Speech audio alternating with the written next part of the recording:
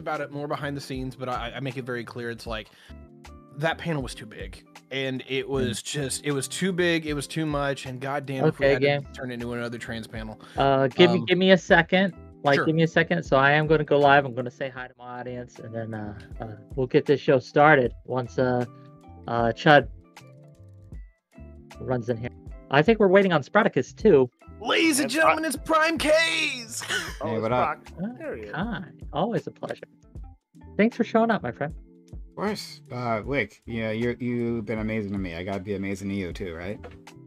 And speaking of amazing, welcome everyone to the Death of Certainty show. We have an extra special lineup for you tonight and an extra special topic. I have assembled a team, a very special team of the manliest men I could find. I asked all the people who had the most masculinity, right, that I could think of to come to my panel. They all said no. So I had to settle for all these guys. But it's okay. It's okay. We'll get this done.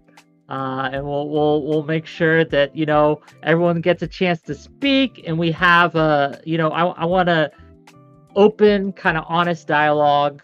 You know the drill, gang. Attack ideas, not each other. But, you know, we'll see how it goes. Yeah, we'll get Chud Logic in here in a second. I think he's in the waiting room, and then we'll get started. Hey, Lorax Boy, Neezer Steph, Biggs. Who else is here? Slick Dealer, Sleeve T Rocks. Thank you. Did you guys enjoy the intro music? Sleeve T Rocks did that. Go check him out, gang. He made me some kickin' tunes. Reasonable rates. Check him out if you want them. But yeah, great guy. Let me get Chud on here. Hello. Oh, he's deafened. He'll figure it out. Okay, so well, I don't know where Spartacus is, but we will get started without him once Chud's back here and he can hear us. But yeah, we'll see how it goes. How's everyone, by the way? Everyone doing okay? Socrates, I know you were a little sick. How are you feeling? Yeah, you know, comes and goes. Yeah, I've got the COVID, day 5 of that. Like I said, if you need to bounce out, we get it, right? But I do appreciate you being here, so thanks for coming, man. Hey, Socrates. Yeah. This is the first time I've been on panel with you or on voice since the big announcement. So if anyone doesn't know, this guy is now a PhD. Certified. Nice. Doc. God damn it. Congratulations, doctor. You Dr. finally made it, Socrates. buddy. Dude, I know you've been working so hard. Like we've talked before about it. So I'm really, really proud of you, Socrates. Thank you, man. Hell of accomplishment. Yeah. What's it in, Socrates? Like as a person who's currently on the path. It's in Oh, cool. ass. It's computational biology or bioinformatics. Oh, you fucking genius, you. God damn it, get out of here. Okay. Well, I know some of you have places to be tonight, so and there's a lot to chew on here, so I want to get started. Thanks again for coming. Chad, if you're talking, we can't hear you. But... No, sorry. I think there's something. I'm trying to switch it off. There's something wrong with my thing. I'm trying to sort it out. Sorry, just ignore me. Okay, take a minute. We'll YouTuber struggles right there for now. But I want to start this off by asking each of you a question, giving you a chance to answer that. Tell people who you are. Use it as your intro. Try to be brief. Right? We got a lot of people here, so intros under a minute if we can. And yeah, this is open dialogue, open discussion. So we're going to talk about what it is to be a man in the modern age, right? Like, what does that mean? So I guess my first question to all of you, and we'll start with Flowtrace and kind of go around. What is masculinity mean to you, Flowtrace? I think that it's like a vague group of things that make up like a social identity, behaviors, tendencies, and appearance. I think things like, being a provider, being a head of household, handling physical threats, basically like being successful, smart, powerful, free. These are like the very stereotypical ideas of like what it means to be masculine, and like I think what like most traditional guys would be trying to aspire to. It's the kind of thing that like like the red pill type content that young men are absolutely like inundated with these days. It's telling you, I'll show you how to be X, Y, and Z. I think the really interesting question is, why is masculinity like this currently? What ought it be? Are there any changes? And how do we facilitate those changes? Excellent. Same question to you, Half-Baked Takes. What does masculinity mean to you? I'm an individualist, so whatever the fuck you think it means to you, that's what it fucking means. All right, I'll leave it short and sweet for you, Wick. That's short and sweet. Thank you. Not Eli Monty. What does masculinity mean to you? Yeah, I agree with the previous two speakers almost completely. I think a question that we could potentially ask, and this is from someone in my chat, and that is, when do you think masculinity begins, basically? Like, when do you start to show or exhibit traits of masculinity, and how did you know that those traits that you're exhibiting are masculine, basically? But yeah. I think it's very open. I'm sure we'll explore that in the course of this discussion. PrimeCayes, what does being a man mean to you? What is masculinity to PrimeCayes? I think within a Western context, that for the longest time, that was a very limiting question, where you would display sorts of behaviors and the way you carried yourself, all added up to a very vague sense of being masculine. But I think we're in an exciting moment in history where that's changing. It's up for grabs. I don't know how, and I think we might be moving into a future where it's less useful, like that label in general, right? Other than to fill out like a very stereotypical look of how it should be, right? Like, but beyond that, I think the label itself is losing its importance, which might be a good thing. I'm not sure. Well, just real quick before we move on to the next one, because you brought it up, does it still have meaning to you personally? Good question. I think it does. It does still have meaning to me. We'll talk about it in the panel of how it has meaning to you. But yeah, just something to keep in mind as we go. Socrates, please. What does masculinity mean to you? For me, masculinity kind of equivalent to like butch. It's a character role. It's like a way that you can walk. It's a way that you can emote. It's like being broy. It's like chopping wood, wearing certain clothes, wearing suits, wearing boots. And it's a fun thing to play with. It's an aesthetic, and it's not a lot more than that. Okay, thank you very much. I am curious how a man walks, and maybe we'll get a demonstration later, but we'll keep that in mind. Tiberius D, speaking of manly walks, right? Tiberius D, please, what does being a man mean to you? What is masculinity to Tiberius D? I know as the right winger, a lot of people were probably expecting me to be like, oh yeah, it's this or that, but I'm actually not going to be that guy. Being a man, or in masculinity in general, doesn't mean a lot to me, and it really has lost pretty much all of its fangs, if you will, for me. I definitely was raised in that kind of household. It's like, men don't cry, that kind of deal. Like, I'm not going to give you all the stereotypes, but I think you all know what I'm talking about. And the reality that I kind of came to the conclusion to, even at a young age, was that this was a leap too far for me. I'm a very emotional person. Movies will make me cry, depending on what the themes are. I'll tell you what, Up tears me up every time. Like, it reminds me of the grandparents. But when it boils down to it for me, is that it is definitely an idealized form of what a male should be, but I have no use for that form. Like, why do I need to have a perfect sculpted body and, you know, have to be incredibly strong and somehow, you know, emotionless? It makes no sense. I don't understand it. And then the real question for me was, why was that the idealized form anyway? And so I came to the conclusion, whether it was just watching too much Star Trek, that the real question you need to ask yourself is, what does it mean to be a good person? And that is a journey on self-discovery that I find incredibly far more flourishous than asking yourself, what does it mean to be a good man? So I'll close with that. Thank you.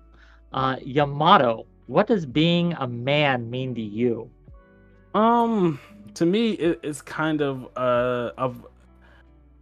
it's like a false bravado of something that you should live up to be as a man, right? You should like have no emotions. You should have everything, have money, have all this, and like I see it as like something that people use to flaunt, at least other men, to flaunt their successful careers and stuff like this. It's kind of like showboating in a way. Okay, thank you. Sprouticus, what does being a man mean to you, other than lack of punctuality, right? Like, so what does it mean to be a man? Well, you know, having a job is a good start. And, you know, sometimes that can make you unpunctual for panels. But no, I think you being a man, I used to think being a man was like masculine, was like the whole toxic masculinity thing. I used to think like, don't show your emotions, be strong, etc. and so on. I didn't go see a doctor about my mental health till I was 25 years old. Then I got diagnosed with ADHD just a couple months ago and started taking medication. Just because I didn't want anything to be wrong with me, because that made me seem to myself feminine.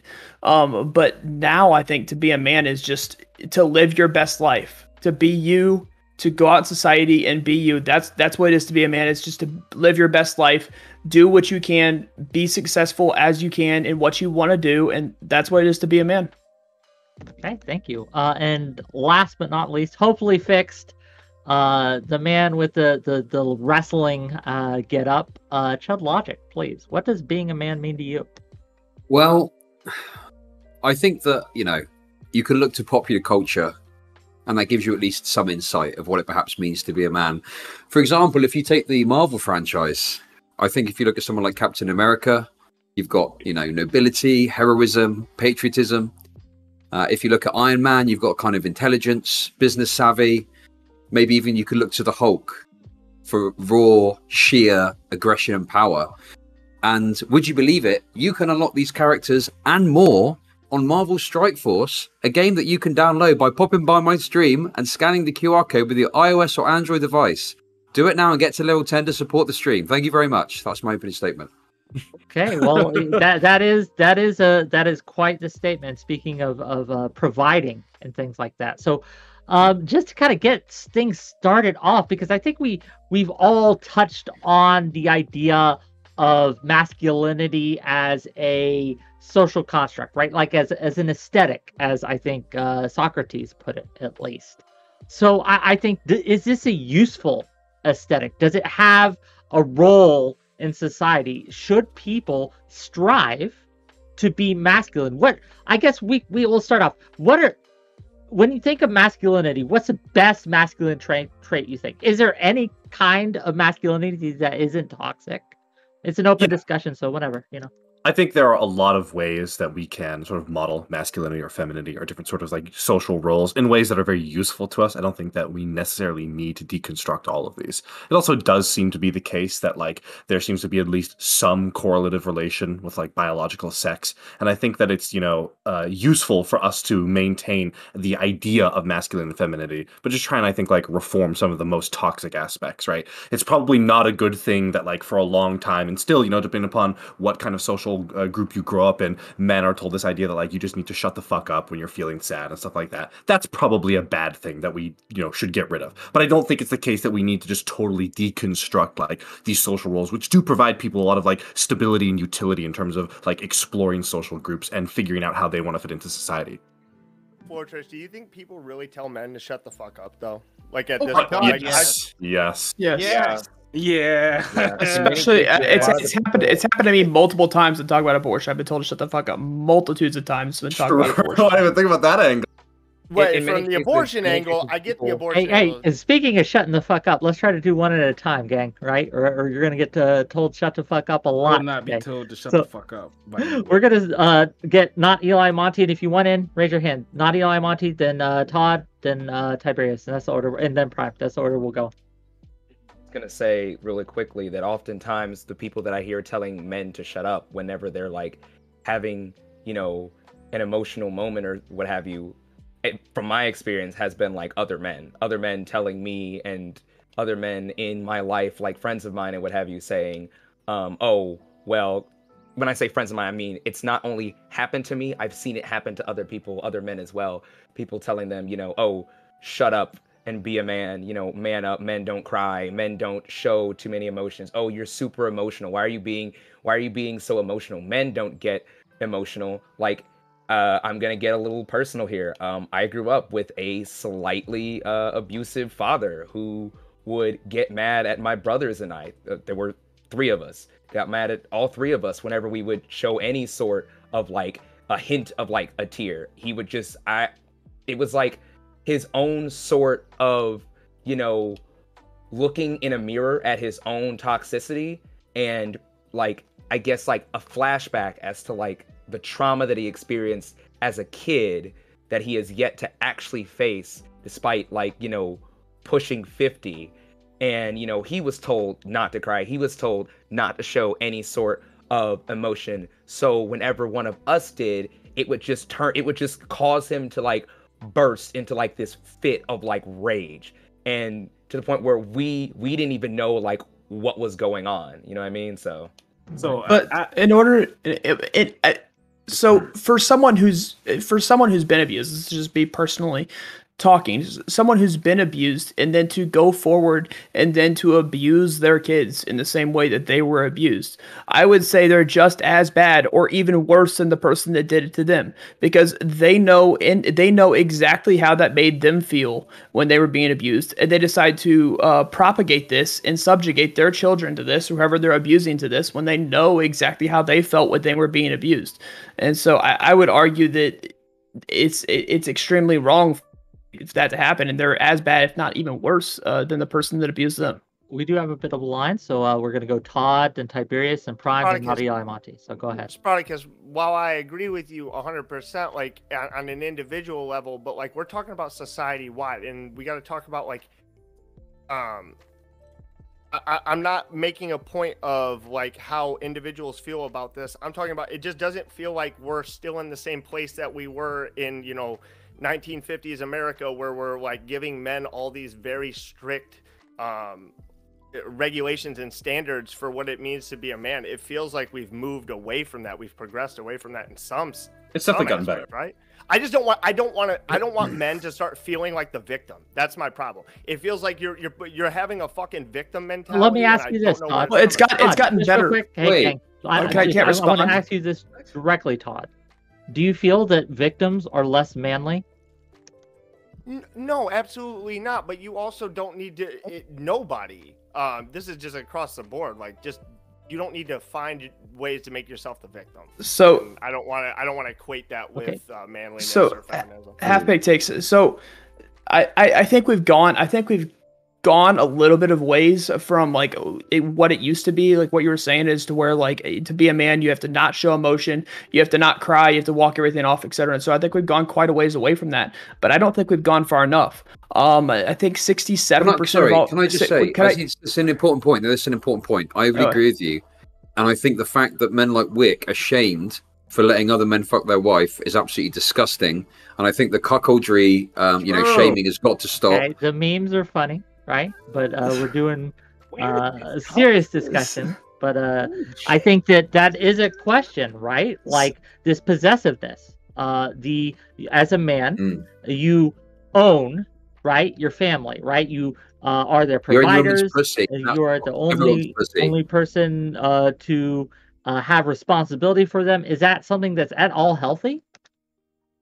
Well, I mean, I just want to respond to something. Actually, I want to ask Spartacus a question, if that's okay with. I finished responding to half-baked takes before I get more I think we've moved on, to be honest, mate. So- We've moved on from that. okay, Come on, so we need to move forward. 67% of all suicides are committed by men. Men are much less likely than women to go see doctors, and that's just not for mental health. That's for physical health. That's for physical health as well. Men are treated as second-class parents when it comes to the court of law. They're treated as second-class parents. There's all these things that are going against men in our current culture that just aren't looked at or are prominently ignored. But Spartacus, there's a lot of things that go against like women in our current culture too, like mental health, like It's women. both. Oh, give me a fucking break. Well, what Oh about my the women? God. Who gives a fuck about women? No one cares about Okay, women at this I just panel, wanna okay? make sure- Who fucking cares? Dude, like, oh my God. Well, no, you're doing the classic thing of, oh, what about women? Yeah, No, what about dude, women? We talk about women all the you didn't fucking even let me time. Give me a fucking finish. break. Oh my God! Like holy shit! You didn't even let me finish. You just started. Extra your stupid fucking point. That's why. Oh Go my on, go on, God, make your shut stupid up. point. I'll give you permission. You have my don't permission. You got a ring to be Continue. in or something? Don't you got a fucking wrestling ring you should be in? Shut the fuck up. Like, Nick Fury has a mission for you, Yamato. You need to make this point. but Yamato, are you done? But like I think it's the culture that we live in that tell men that like if you try to go get mental help that there is something wrong with you. It's more of like a toxic nature in like how we see like mental health. I agree that a lot of men like if oh fuck. Like shit, I got fucking interrupted. That kind of stunted me a little bit. But Yeah, that was like 5 minutes ago, bro. Come on, hurry up. Oh my God! Don't! Oh my God! Okay, I'm done with this so- fucking point. Jesus. I can bring up Jeez. women. Okay. We don't talk enough about how women reinforce these things a lot of times with their expectations. Flow Trace, we do have a bit of a line. We're going to get to the line. And we can have some back and forth, right? But I know Tiberius has been waiting, Prime's been waiting, and Socrates has been waiting. So we're going to get to those people right quick. So Tiberius, then Socrates, then Prime, then Socrates.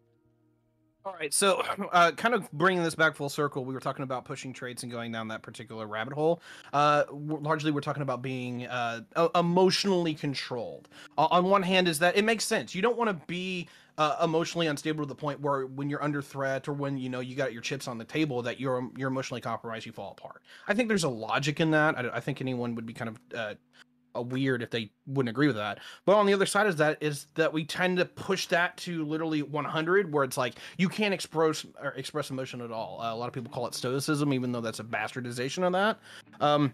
And to like, you'll have people say, "Oh, well, men aren't real men today," in which I love to reply, "Dude, have you seen men that are a generation or two ahead of us? You all drowned your problems at the bottom of a bottle." Like, real talk for a minute here with my fellow dudes is that I don't think that the standard that they lived up to was real. And the reality that they were trying to push down on us is that I'm very proud for them.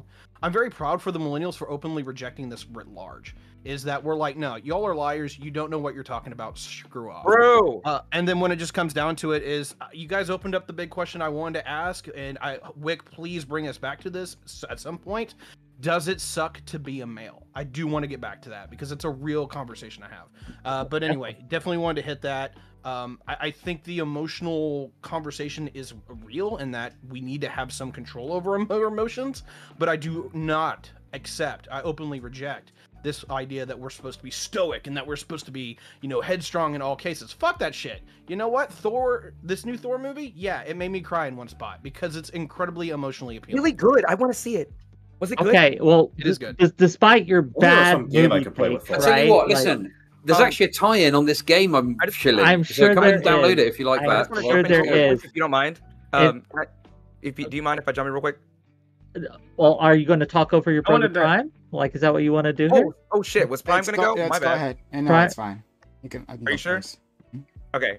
I was just gonna say, before we move too far from it, I wanted to just ask Spartacus a question, and that is, and this is not, I swear it's not a dunk, it's not a gotcha point, but what if, and I think this is actually what is going on, and Tiberius was kind of hinting at it there, and that is that, what if, with people who have been abused and who then go on to further abuse other people, what if those people don't understand that they themselves were abused, and that, what they're doing as a result is abusive to others because it's just something that has been normalized within the generation of society that they grew up in.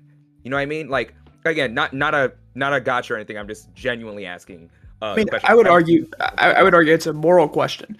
Does the person think they're morally correct? Just because Nazi Germany was which is normalized, the people that grew up in Nazi Germany does not mean that they have to believe it's morally correct. I agree with you. Yeah. So and I brought that extreme example up just to kind of make the thought process a little bit shorter. But I don't think it's anywhere near that. But what I am saying is, at a certain point, you have to realize this kid feels how I did. Hey, Eli Monty, can you mute yourself? Because we can hear yeah. At some point, you have to realize that my kid feels how I was treated as a kid, and I know I'm doing what my dad did, and they know that. I mean, it's not like it's unrecognizable that you're doing what your dad did. So they know that, and they realize that, oh, my kid feels the same way as I did as a kid, and then it continues anyways, without seeking out some kind of help or trying to stop it. Okay. If you want to respond real quick, then we got to go to Prime with Socrates and Tiberius. I was gonna say, Tiberius already went. Prime, Socrates, and then Flowtrace. I was gonna say that I agree with what I understood what Spartacus was laying down. Made sense. Sure. And after Flowtrace, by the way, gang, I do have some questions for y'all to kind of touch on a few things that I want to kind of direct this conversation. But Prime, please. Yeah. It just seems to me that most of the traits that we characterize as masculine tend to be things that adults do, right? Like to be dependable, responsible, to face your weaknesses, right? To I don't know, to do all the things that make you a person that someone can believe in, right? Like those things are all just share in common of just being an adult, right? That you would expect a woman to do, right? A woman has her responsibilities, and why wouldn't she be able to handle those things, right? Like if she can't, she's a frail individual, and she's failing someone, right? And people will take it out on her, I mean, rightly, you know. I think the defining trait becomes then emotional repression, as some people are saying, but specifically anger, right? The one emotion that we are allowed to show. That one is and when we do show it, it doesn't even count as getting emotional, right? Like a man's anger is justified. And then a woman's anger is her freaking out and losing her shit, you know? So yeah. So Prime, if all these things that you mentioned is the same thing between men and women, if all these things that are the same, then why is there such a disparity in suicide rate? Why is there such a disparity in men going to see doctors? Why is there this disparity in between men and women when it comes to this? Why would what I said have anything to do with what you said? Well, no, but what I'm saying is, you're saying that to be a man is practically the same as a woman, and to be a person you can look up to be dependable, etc. and so on. So if that's what it takes, if that's what society says it is to be a man, then why is there a disparity in between men and women when it comes to suicide rates, when it comes to going to see a doctor, when it comes to being able to report? But I already covered that, right? It's the repression of people's emotions, to feel that you can't be weak, right? Like you had said previously. And yeah, society has men feel that they have to live up to something, right? So we have a massive recession, and men losing their jobs and not being able to take care of their family, they feel that they are somehow have failed, right? Whether it's their fault or not, and they see their opportunities are lacking, and so they take to these moments of despair and maybe take some tragic turns. But yeah, that's absolutely true. I'm just saying that if we just list out these different traits, right, that we expect a man to do, that so many of them we expect of a woman as well. Like if a woman is not taking care of her family, right? Even Right. if that looks differently, but like if a woman is not doing that, then she is failing, right? So yeah, I just think that we put so much we put so much expectations on this word of masculinity when I'm not sure it ever meant as much as people think it did. But can I ask real quick before we move on to Socrates? And on that note, Prime, if you have a traditional household where there's a man and a woman, a husband and a wife, and the for whatever reason they go destitute, the woman is never blamed for this. It is almost always the man that is looked upon as the failure. It is always like, wow, you failed your family. At least that's what I've observed in both the media and in my personal life, is that whenever you have a relationship or a couple or a family, the man by society at large is expected. And while, yes, a single woman or something has those duties too and expectations, if there is a man in the picture, they do get the brunt of society's blame, at least what I've seen. So I guess yeah, it wasn't really a question, it was just an observation, I guess. But Socrates, really we'll not move in on, the we'll move on. We'll go Socrates, Flowtrace. I saw the rest of your hands, but I want to ask my question first, and Go you'll for it. have the first chance to answer my new question. How's that? We'll go. Okay, so I've got a lot to say, a lot to respond to. I'll see if I can put it all together. I've got COVID brain. Please bear with me. So, one thing that I would say would be a strong masculine trait would be dealing with the fear that you feel. And there's a huge amount of fear that comes along with being identified as a masculine person and trying to perform masculinity. So there's a fear of being seen as weak, because then you'll be victimized. We all know this. We all understand this. We all understand what it feels like in some kind of social setting when you're growing up to not want to be the person who's the least masculine, because we all know that person is going to get picked on. There is this fear of not being masculine or of seeming vulnerable, and then some kind of implication that you won't be attractive, like in the dating scene, right? This is something that is changing actually a lot, and that's very cool. But kind of like traditional, probably for the last 100 years or something, this has been like an issue. And we enforce this in each other. I remember, like in elementary school, I have a memory that I'm ashamed of a time that I tried to enforce this in a friend, of trying to make them like be more masculine, because I didn't want them to be victimized. And looking back, I feel really bad about it. And even so, going back to like seeing a doctor, there's this fear of being sick, because being sick means that you're weak, and if you're weak, you can't lead, you lose that role, you're letting everybody down, so you can't do it, you can't be weak, you can't be sick, you can't see a doctor, you can't find out what's going on. So the bravery and the courage to be honest in terms of introspection, in terms of understanding what's going on with your health, with your mental health, with your physical health, with your emotional health, and trying to understand your identity, I would say that that's something that we could put forward as a strong masculine trait. I'm interested to know what other people think about that. Flowtrace, please. Yeah, I think it's a really good point that we all sort of play into this. When it comes to social expectations, we are all the prisoners and we are all the guards. Women absolutely play into huge amounts of the pressure that men feel all the time to act in certain ways. They set a lot of the expectations that men are chasing after, but it's also true that men will leap on each other to enforce that as well, all right? If you've ever been in a group of young men, all right, opening up like that, I mean, I can speak from experience. I don't ever let one of those go to waste. I instantly jump on that shit to get in a dig. And I think it sort of goes to the fact that there is a real lack of analysis on the intra relations of like the male gender. I think a lot of our conversations when we talk about men have way too much content dedicated to women.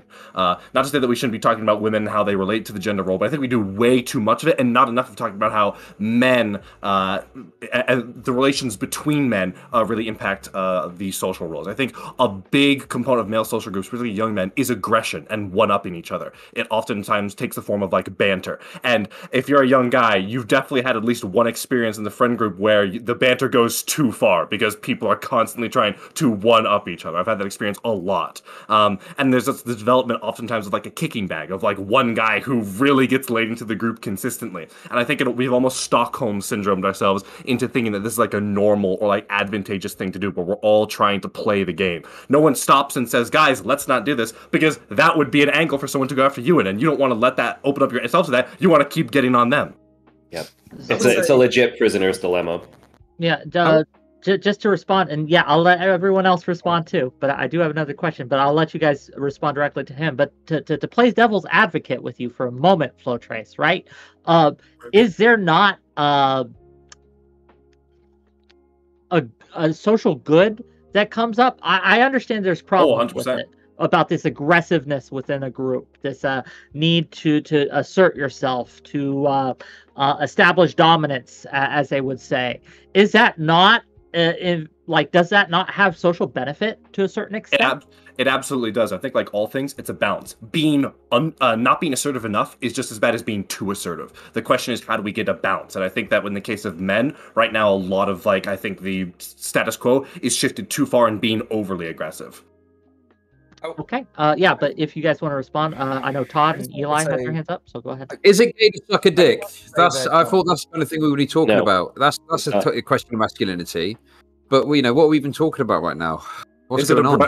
We need to distinguish between blowjobs and brojobs. That's a really important line. So here's that toxic masculinity too. I just wanted to hit on something real quick, and that is that I don't think that we do too much of a focus on women so much as there is not enough of a focus on men. And really, I think this is going to come from men, coming together and having more discussions like this, where we actually, are a bit more vulnerable, and we, talk about our feelings a bit more, talk about the ways in which we navigate, vulnerabilities for pussies and women. Let's be real. Come on. Social circles. What did you even say? What was that? Vulnerability, that's for women and pussies. Okay, sure, whatever. Anyways, so I think we should be just a bit more, vulnerable. I think we should be a bit more open and honest about who we are, how we feel, and what have you. And we're going to discover a lot more about ourselves individually. And then we're also going to we are going to come together more, as dudes, bros, men, whatever the hell you want to call yourselves, when we do these things. Again, I can't express it enough. It's not so much that we do it too much for women, but just that we do not do it enough with each other. We do not do it enough with each other. Monty, but this shit is time and place. Like we give areas to okay, so I was a part of one of the last all male infantry regiments that went through the U.S. Army Infantry School before they integrated. There was always this emphasis on being the most aggressive, being the most hyper fucking masculine dude in the fucking platoon. And guess what? In those situations, it was a good thing. This was the most. That's exactly what we needed in the moment. Because I'm sorry, you don't. In war, you need men, not pussies. Exactly. Yeah, but exactly. Wait. Hold on. I'm not talking about. Monty. Okay, continue. Go ahead. I was just gonna say, you may be correct. In certain aspects of how you're raising men, but when put into certain positions, men are asked and are given a duty to be the most hyper aggressive they possibly can, and we need to promote this in a way that's not a detriment on society, right? Yeah, we do, but there's nothing wrong with, again, I don't understand what that has to do with anything that I just said. I think I'm having a prime moment here, what he just had with what Spratica said. No offense to the two of you, but time and place, but I don't understand how there aren't times where we can be vulnerable with each other, and times where we can't be what you just said. But do you think society is actually providing that and is actually doing that? I feel like we are swinging the pendulum so far back against masculinity that we're saying okay, well, that shit doesn't matter anymore. You should just ignore it. Well, no, I don't think that that's what we're doing. Again, I just don't think we have enough conversations like what we're having right now that can be, you know, beneficial to men with, you know, opening up and dissecting, you know, problematic this conversation won't be beneficial to men. We're going to talk for like 2 hours and then we'll fuck off and nothing's going to change. Newsflash, yeah? Spoiler alert. Nothing's going to fucking happen, okay? All right. Maybe. No, you shut the fuck up, you fucking bitch. Maybe, Chud. Okay, well, let's easy on Listen, all this fucking copium of this is going to change the fucking world. It's not going to do anything. You're fucking full of it. You're fucking sat jerking yourselves off, jerking each other off. Sack of shit. No, fuck you. I want to be on the panel and tell you all your fucking bitches talk about this bullshit. Chad, how are you feeling, buddy? Calm down, please.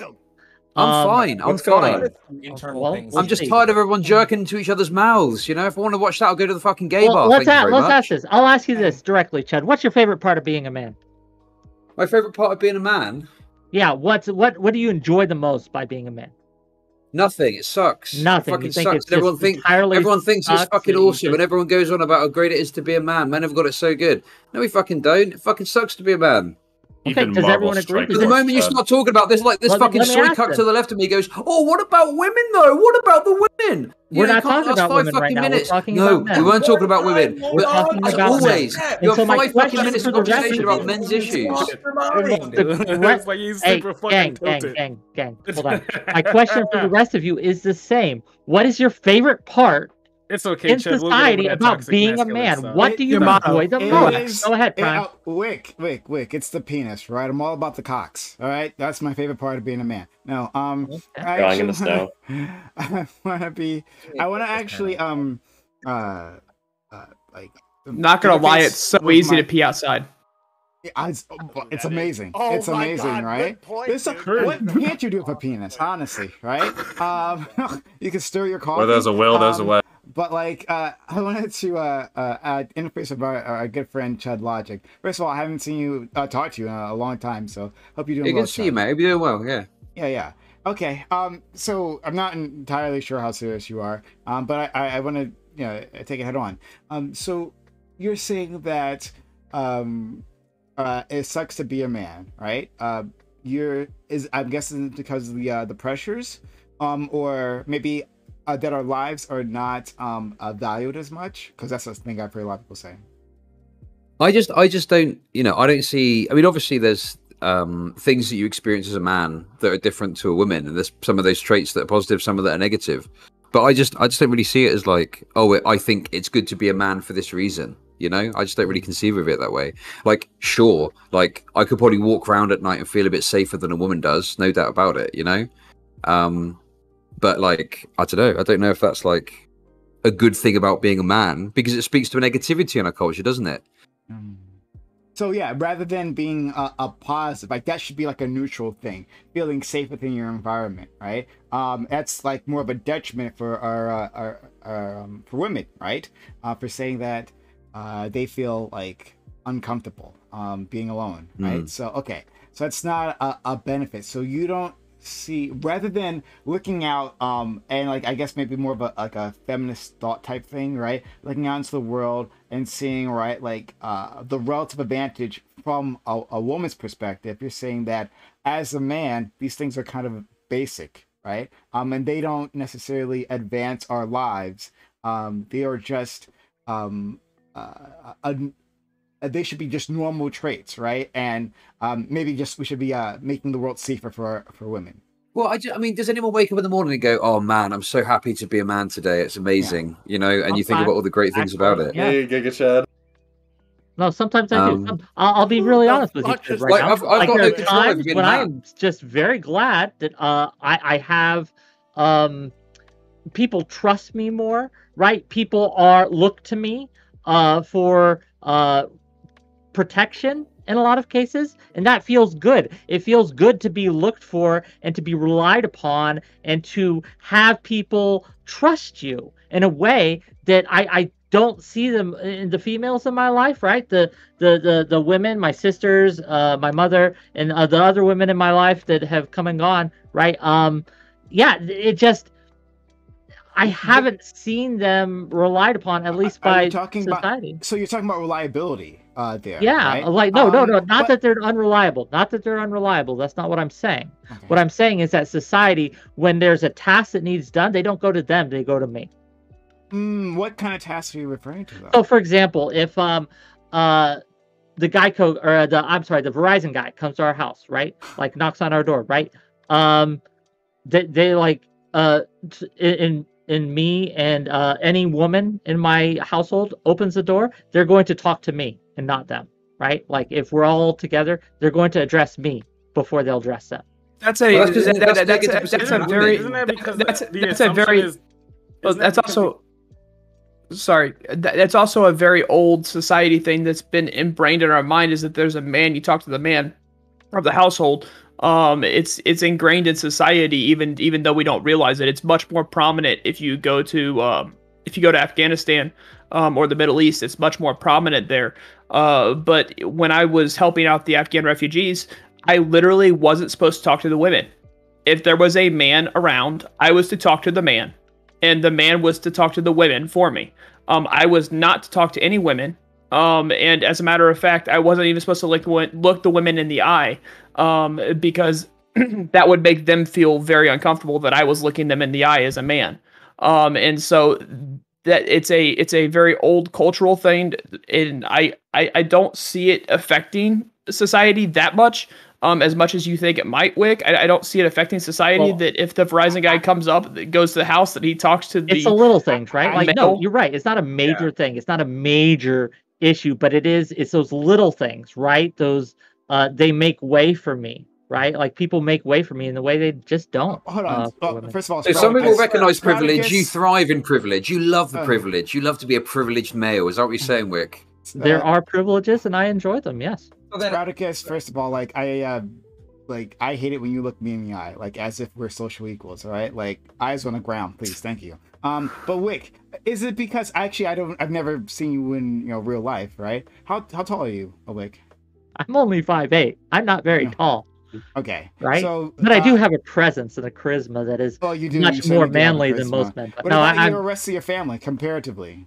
I a little taller, right? Okay. Not much. All right. It's interesting. You say that people make way for you. Like, in what way? Like, do you mean like the crowd's part for you? Like, what does that mean? It means that like I'm given deference, right? Like when I talk, people stop and listen, and you see this on panels. Even when a woman tries to talk, they get just bulldozed, steamrolled. When I try to talk, people shut up and listen. And that's not true for every man, right? But that is a very, I think, masculine trait, and it's a privilege that I think as a man. It's not a masculine trait, is it? That's a societal thing. How is it a fucking masculine trait? That's bullshit. Well, do you not think masculinity is a societal thing? So I just want to ask. Being able to control a room, that has nothing to do with man or woman. That's being able to fucking hold a room and be able to fucking put some emphasis into it. There are plenty of women that do that all over fucking Twitch. What are you yes, but I think the point that we're trying to make is that it seems like there's this tendency for masculinity to be better at it, or for doing that to be part of masculinity. In the same way that wait. No, one at a time. One at a time. Stop. One at a time. Eli, Yamato, and then Socrates and Sprout. So I think I got a question. Well, another person from my chat has a question that I think will kind of reel this in a little bit. So when we were talking about, the benefits of, being a man, or like what's everyone's favorite part of being a dude or a bro or whatever, right? A lot of people brought up things that were at the expense of women, basically, right? So then we get into a question that might be a little rocky, and that is, what is there a part, and if there is, what part of masculinity is not toxic? Okay, Yamato, if you want to go, and then Sprout, and then Socrates. Well, it was I was gonna say something too. What you were saying before about like how people be quiet when you talk. Is basically just the loudest voice in the room, and everyone like wants to like listen to what that person has to say. But I guess the best thing about what Eli was saying was like just like making sure like when I have something done, or like having another person like compliment me, like another dude compliment me and say, okay, you did good on that, or something like that. We Okay. need Yeah, to man. compliment, So- compliment each other more. Just real quick, we do got a line, gang. We got a line. I know a lot of you want to talk. There's a Yeah, lot of what back was and forth. that? It's a great discussion. But if you're done, Yamato, we got to go to Yes, you Sprout and boy. Socrates.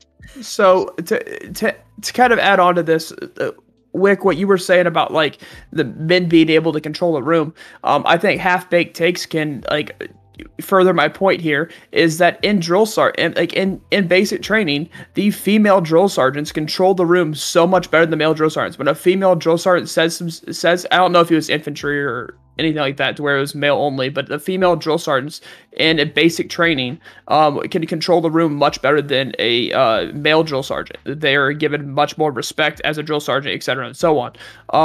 So with all of that being said, I just think that Do you think not that's really a thing.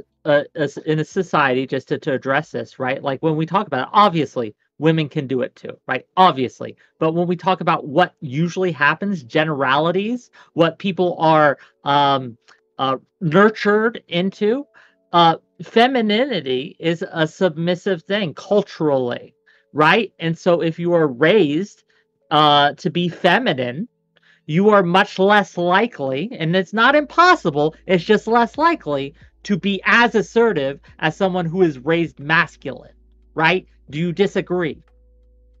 I don't disagree because that's all I'm because saying. men are raised to be assertive. I 100% agree with that. That men are raised to be assertive, and that's a secondary issue. I think a lot of these compounding issues with men. And again, I don't know why we're back on women. I thought this was a panel about men. Because you brought up female drill bring up sergeants. women. No, That's you what you're brought no, up. no, listen, Wick. You're the one that brought up women and how. Come on, practice. So I don't know. I don't know how this whole past 15 or 10, 15 minutes has been women. And so with that being said, I don't know why we're back on this, but it's compounding things. It's compounding things for men that leads to the results that I'm talking about when I say 6-7% of suicides. It leads to these results, and I'd much rather talk about that than a man's ability to control a room. It's not crazy to talk about women in a men's panel, right? Like it's like it's like when we have all black everything on my channel. You should check it out. Twitch.tv/PrimeCayes.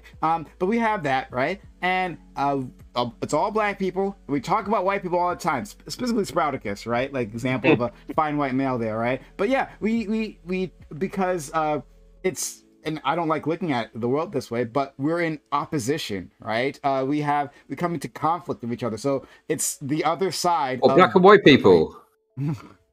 Yeah. Or just even it could just be contrast, right? Just to understand what is we're talking about our experience. What is some contrast, right? Yeah. Thank you. I think it's my turn to talk anyway, so I'm just gonna keep going.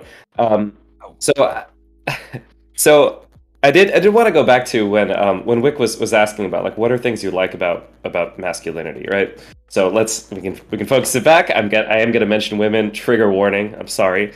One thing that I've thought about, that I've like felt in my life, that I've looked at kind of the way women treat each other, that I thought is really cool, that I don't see in the same way for men, is I see women kind of like supporting each other and propping each other up in terms of like, thank you, Socrates. Hey, thank you. Yeah. Right. So like, oh, here's my friend, like she runs a business, it's like a women-owned business. Cool, women go support it. Like that's a thing that, okay, obviously it's like maybe rare for women-owned businesses, but just that kind of like support, propping each other up, having each other's backs in a certain way. I haven't seen that. I haven't felt that in the same kind of way for men. And I like meditated on this, thought about it, and it's like, okay, why do women band together in the way that they do? It's probably because they get like fucked over and like attacked in the ways that they often do. Would I trade that kind of solidarity for the kind of like things that happen in your life for the lack of safety?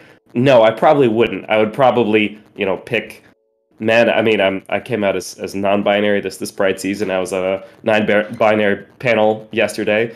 Non-binary's right.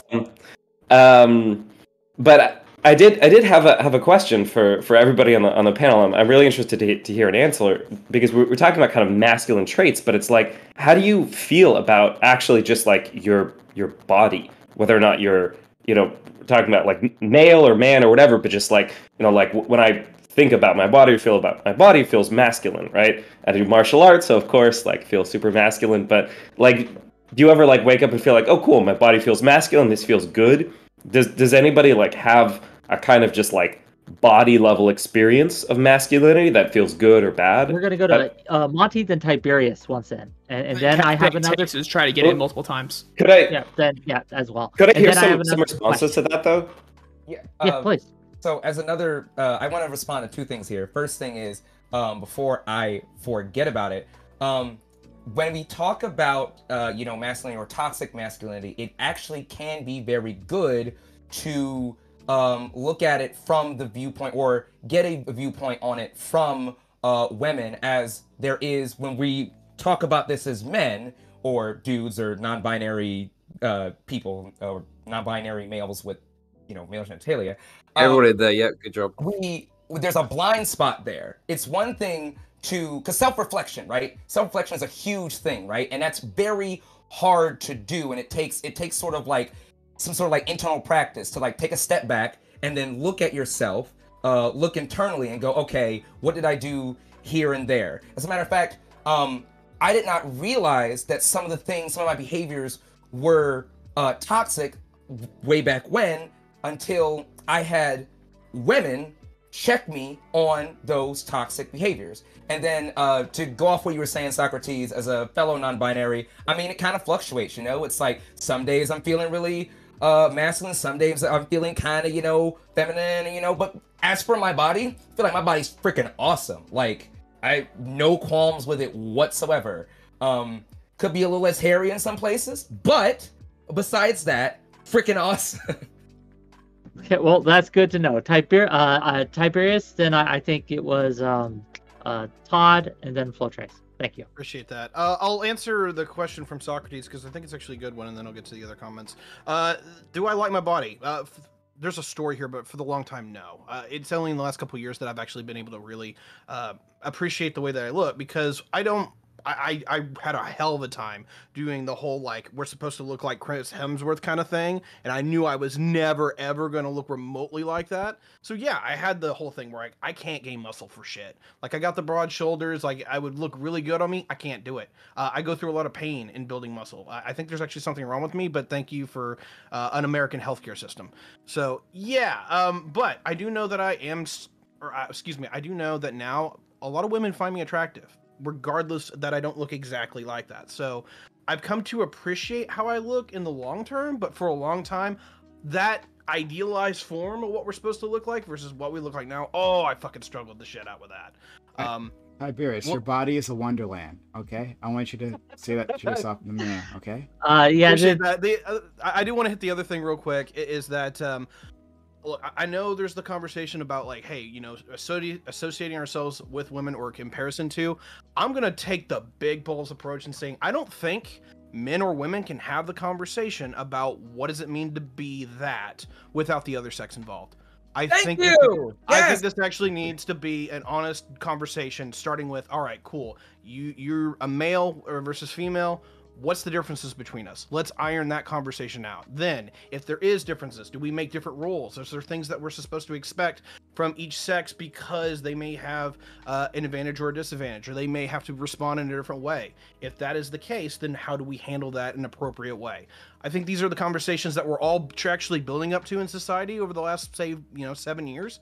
I think we're going to get there. I think we're already kind of getting there. And I think that's a wonderful conversation to have, but man, is it going to be fucking messy. But I can't wait. Thank you very much. No problem. Todd, and then Flowtrace. Okay. Yeah, so I guess I'll start with the Socrates, your question about, like, how I think, like, men get more comfortable, like, on the whole, get more comfortable with how they look and how they appear and how they present to society over the years. And I hate to bring up women, but, like, I feel like the opposite goes for women. I feel like they tend to feel like they are less attractive as compared to society over the years go on, and that ends up creating some disparities probably. And then Sproticus, I want to ask you, dude, and it's not a huge deal. I'm just curious, like, you keep bringing up the suicide stat. Mm-hmm. Do you think men kill themselves, like, because they're men and because of the role that they have to play in society? Or do you think the people that kill themselves are typically, like, dealing with some much more, like, deeper internal, like, struggles? So it's gonna be a long answer, but I do believe that men kill themselves because of what society expects of them. Society expects them to be strong and to not need help. This is a societal expectation of men. And so when you are dealing with mental health issues, you don't go get help. It's the same for mental health issues as physical health issues. Men are just 100% less likely, especially non-illness less likely. There's a stat 100% less likely to go see a doctor than women, and that's considering anything, non-illness. So with that being said, men are less likely to go get help with mental health. So it's going to put them down that struggle bus with trying to control their mental illness by themselves. I've seen it over and over and over again with PTSD from older vets that they refuse to go get help because they can take care of it themselves. And with that being said, like, men, they just refuse to go get help, and so they don't have the assistance because of what's societally been put on them as men, and that does lead to men taking their lives. And that's why a suicide rate is important, because 67% of all suicides are men. And why is there that disparity? And why is there a huge disparity in jail with the percentage of men versus women? We can keep going on with this, but there's disparities all over the place. Okay, if you wanted to respond, you may, Todd. Then we're going to go to Flowtrace, and then I have another question, much in the line of what Sprouticus has been saying, and we're going to move on from there. So please respond if you want, Todd, and then we're going to go Flowtrace. Well, Flowtrace, you can have it, but I just think men are more violent. Like, they typically are more violent, so that probably leads to more like of the criminality that you're discussing, and then the them killing themselves more. I don't know if you can just pin all of that back on like the societal view of men not being like it being looked upon as a good thing for a man to go seek help. I just think a lot of men just men choose more violent. No. I kind of. One thing really quick. So to go back to like the jail of what I was talking about, 29% of male first-time offenders were sentenced to custody. For women, that figure was 17%. Men have a 62% chance of being bailed, while women, that figure is 80%. And on average, men serve 53% of their sentence, but women serve 48% of their sentence.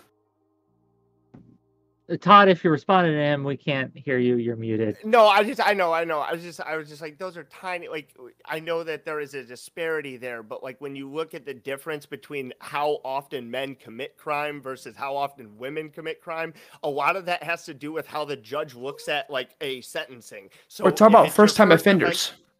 Oh, then I missed that. If that's 29% of male first-time offenders were sentenced to custody. For women, that figure was 17%. Gotcha. But we're good. Two other people wanted to chime in here on this, and then we got to go to Flowtrace, and I have another question. So Eli, and then Chud. Yeah, I just wanted to touch on the suicidality rate between men and women real quick, since that keeps getting brought up a lot. It seems like from the data that Sprouticus is showing, and that is that with women, right, because of the fact that like women tend to, and as we have all agreed on this panel, or some of us have agreed with on this panel, have better support systems as opposed to men. Like I said, and others have said, they sort of come together, uplift each other a bit more, like, you know, this is my main bitch, don't you hurt her, I will rip your dick off, shit like that. And men, we just don't do that shit. We just fucking don't. It's like, ha, you're a bitch, and this is how it is. And then like when it comes down to men, it seems that when it comes down to women and suicidality rates versus men with suicidality rates, men are more likely to succeed, whereas women are not. And this is because in many cases, from what some people have, this is just what I've heard, from what some people have speculated, it's that with women, it's more of a outreach for help. Meanwhile, with men, it's just a flat out, I'm checking out. And this is because of societal expectations on men that within, you know, toxic masculinity, patriarchy, and what have you, that are just severely damaging with men. And I want to throw, I guess, a grenade kind of under the table here, and that is that I don't think we've talked enough about the red pill community and the toxicity that the red pill community contributes to with men in general, and how give me until after Flowtrace. I promise you, we're getting there. Let's get to the red pill stuff. That'd be good. Please. Sorry, listen, Sprout, I do agree with the sentiment of kind of what you're touching at, right? I think there's definitely a societal thing where men, you know, are expected to suck it up and not seek help. But I think one important piece that's missing is that like I don't even know if it's that the men are checking out so much. I just think men use more lethal means, and I believe that men will often have like access to more lethal means, like say a gun, right? A gun is like fucking suicide jet fuel. Put it in your mouth, pull the trigger, you're very likely you're gonna fucking die. So I'm just wondering, you're obviously very concerned about gun culture and how that advertises to men specifically. Sorry. No, that's okay. It's just right because obviously you're concerned about like male suicide rates. I'm just wondering if you'd be interested in increasing gun control measures for mentally ill men in order to reduce the suicide rate. Oh shit. Yeah, I'm not against. I'm not against. So I can't even respond. Let him respond. I'm not against common sense gun regulation. I've argued for gun regulation recently. I don't expect everyone to know that, but I've argued for gun regulation recently. I'm not against common sense gun regulation. No, that's good. Listen, it's been a while since you spoke. I'm not sure how much of a conservative you still are. I've heard you're a sock them these days, so Well, we talk about like none of this matters. We're moving Sprouticus over for what that's worth. Flow Trace, I'll let you go, and then I have another. I want to drive the conversation kind of on the lens that Sprouticus and Eli Monty had been touching on. So please go ahead. Yeah, I think this sort of is touching on what Eli was sort of getting at with the red pill community. Our conversations about male issues really suck a lot of the time, and the flaws that are present in a lot of our discussions are present in this discussion as well, which is that people make a lot of good observations. I think that most of us are, if we took the Venn diagram of what everyone believes here, there's going to be a lot of overlap. I think most of us probably agree. It seems like there's some pretty dumb things that are expected of men in terms of like our social and gender roles, but the question is like, okay, and, right? The problem is that usually people go around in a circle making observations that are good, but it doesn't seem like there's ever a path forward, and as a result, we just end up spinning our wheels. And when I think you look What's at like the path growth forward, then go on, tell us. Well, I think the reason why everyone spins their wheels is because I don't know what the path forward is. It doesn't seem like there's a very good one. Because like real talk, this probably isn't going to come from. Well, then what the fuck is the point of pointing out if you don't know yourself? Obviously, no one fucking knows what you're going to do. I don't think you can fix a problem unless you identify. Nice one. You've just made an observation too. Congratulations, you've contributed to the problem. 100%. Yes, absolutely. I think.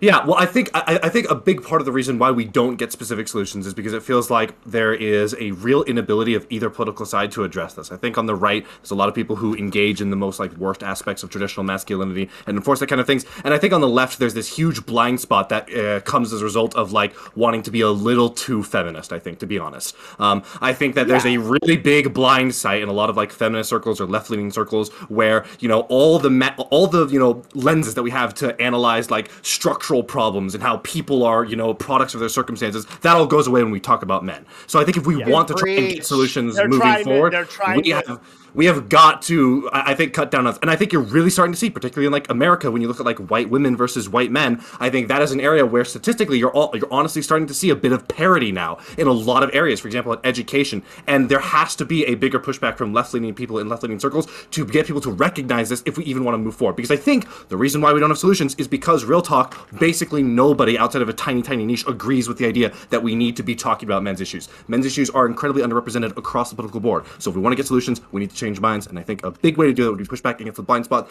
that feminists and feminist adjacent thinking has.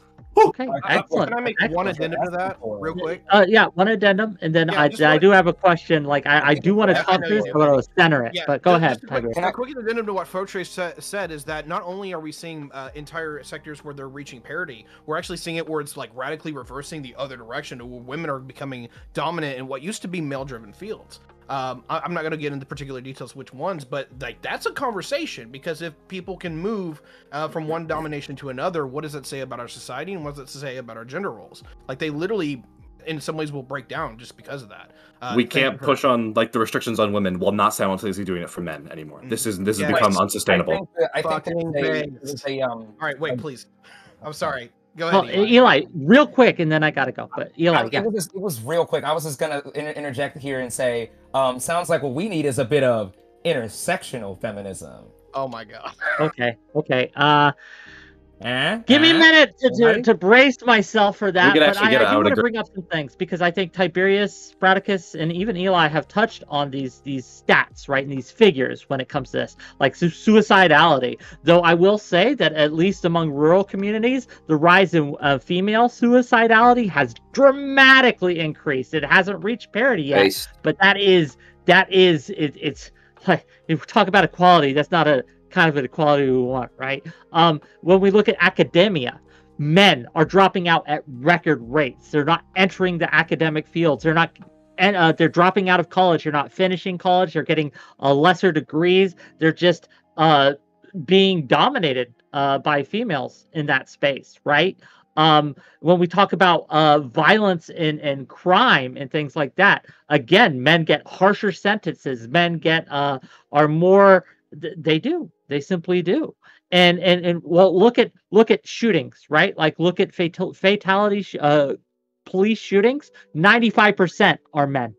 95% of people that police shoot are men.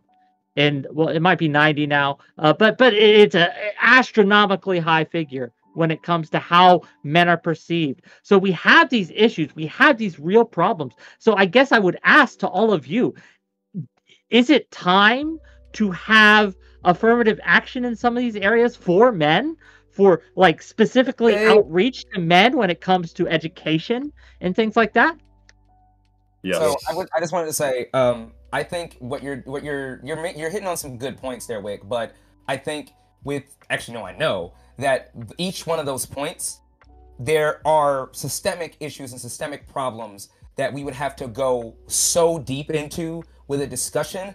And I'm not trying to like dictate the way your panel goes, but like I don't know if we would have enough time to do that tonight. We would literally, in my opinion, be here all night with if we went through each individual. I understand it's a large problem, but you couldn't give me a simple yes or no to do we need affirmative action in education for men?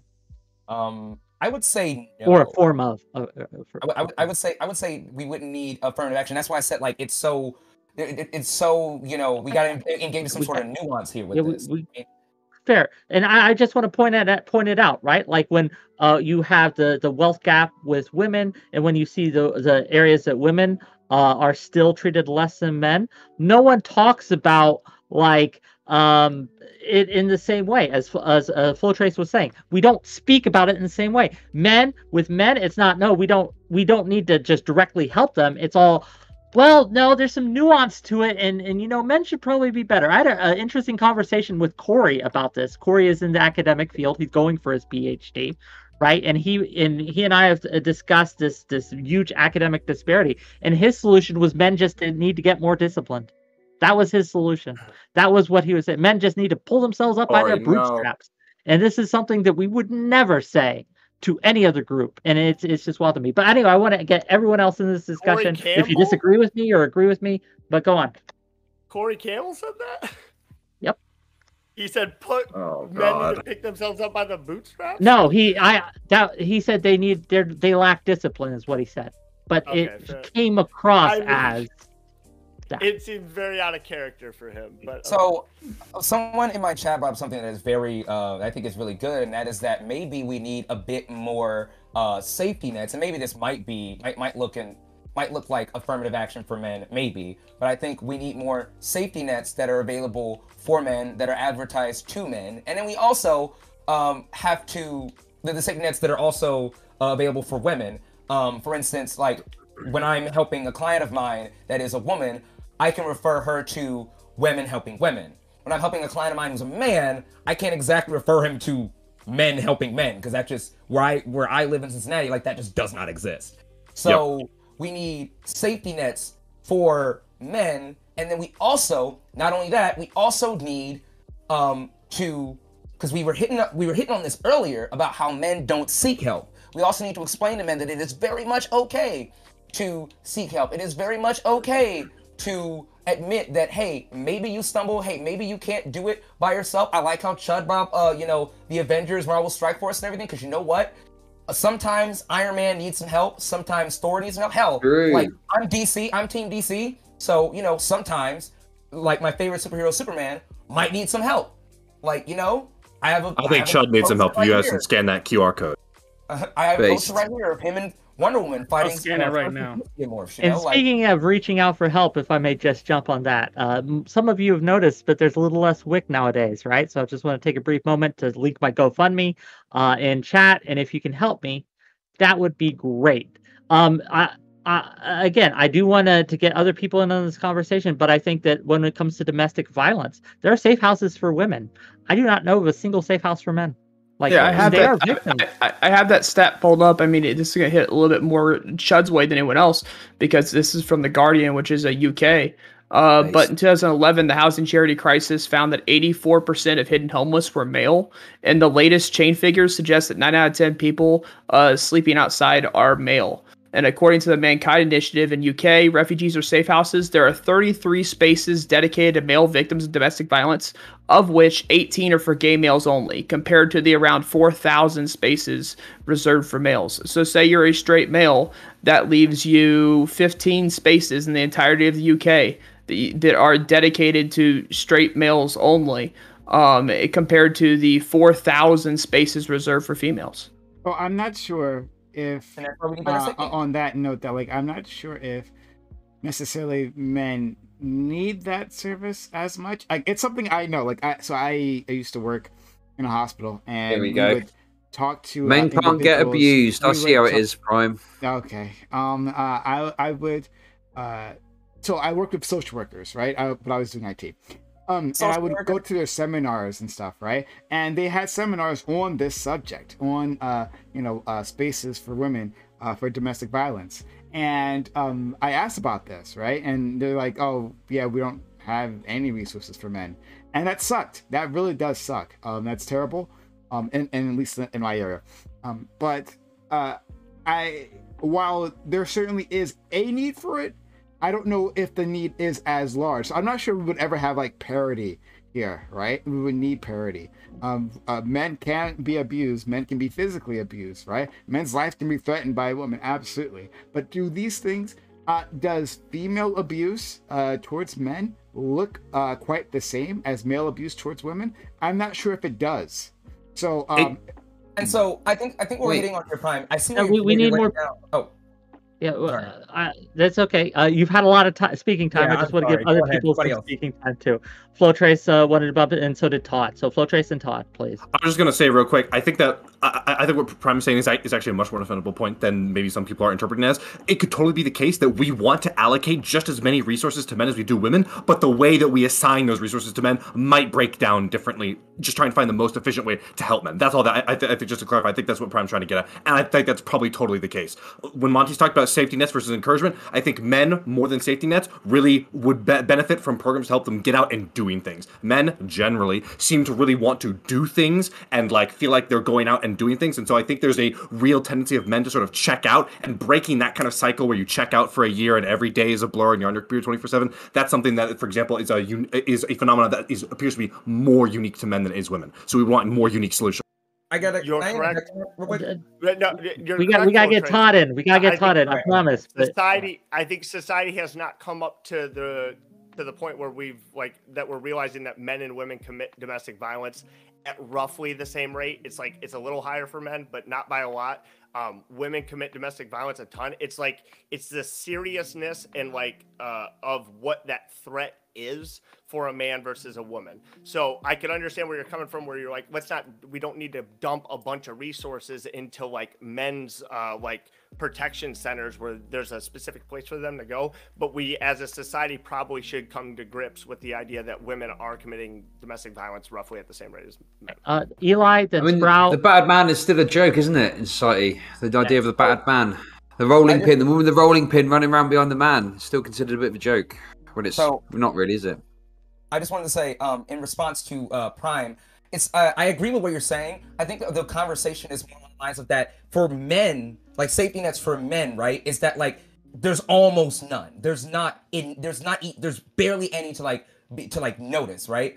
And then with what FlowTrace said, where he said men like to go out and do things. Well, speaking from personal experience and working within social work, there are safety nets, and there are rehabilitation programs and hand up programs where people do go out and do things. For instance, one of the things that we have available here in Cincinnati is changing gears, where people can they get given a car and it's broken down, and they get taught how to work on said car, and then once they finish and get said car working, they get to keep it. That's awesome. That's so amazing. cool. Like, yeah, that's fucking amazing. And that's just one of the many, I guess you could call it like safety nets that is available, or programs that is available here in the greater Cincinnati area for the homeless and for the less fortunate.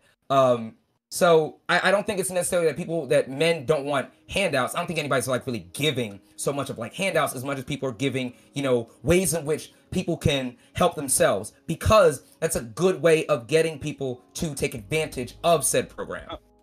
So, so Sprout and then Yamato. Sprout and Yamato. All right, so from the same Guardian article I was reading from earlier, 3.4% of married women reported a case of domestic abuse over the past year. The proportion of men, 3.4%. Married men and women were also equally likely to be victims of non-sexual family abuse, while for partner abuse and stalking, a greater proportion of men were victims than women. Given that men are less likely to women that report domestic abuse, those figures are also likely to be underestimates. And so I think that there are points in time when you do need to have a safety net for men and to have a safe place for men to go. And to suggest that 13 out of 13 to 4,000 is the difference is a little bit out of my mind to think that, okay, we're going to need a little bit more than 13 if we need 4,000 spaces reserved for females and the stats are generally looking the same, then we're going to need a lot more refugees or safe houses for male victims of domestic violence. So Sprout, I agree with you on that point, that we need more resources, right? Having no resources, like in my area, period, is a travesty. But I'm saying that I think that even in cases where you have a woman being physically abusive to a man, oftentimes men just don't feel that level of danger, right? Now, it can escalate, right? And if a woman comes at you with a knife, she can kill you, right? It doesn't matter if she's like 5'1", right? She can take you out. But I think that when it comes to domestic violence, right? The the safe house, right, is a very specific tool, right, with a very specific use that is not applicable to everyone, right? Talk about women, right? Even when we're talking about females, like not everyone's going to be using a safe house. There's not enough of them, and they have a limited range as to what they can do, and that might not be the best answer for them, right? So with men, it can also be the case that when it comes to being physically threatened, while we absolutely need those spaces, just true, right? We need more of those spaces, as you're talking about. I don't see, and maybe I'm wrong on this, but I don't see that men necessarily need as much, right? So maybe a third as much. I don't know, or something like that. I don't know what the exact mix is, but I think I'm gonna let you respond to that. Sprout. I'll let you respond to that, Sprout. But then we got to go to Yamato. He's been waiting. So Prime, I think we can come to an agreement here fairly easily.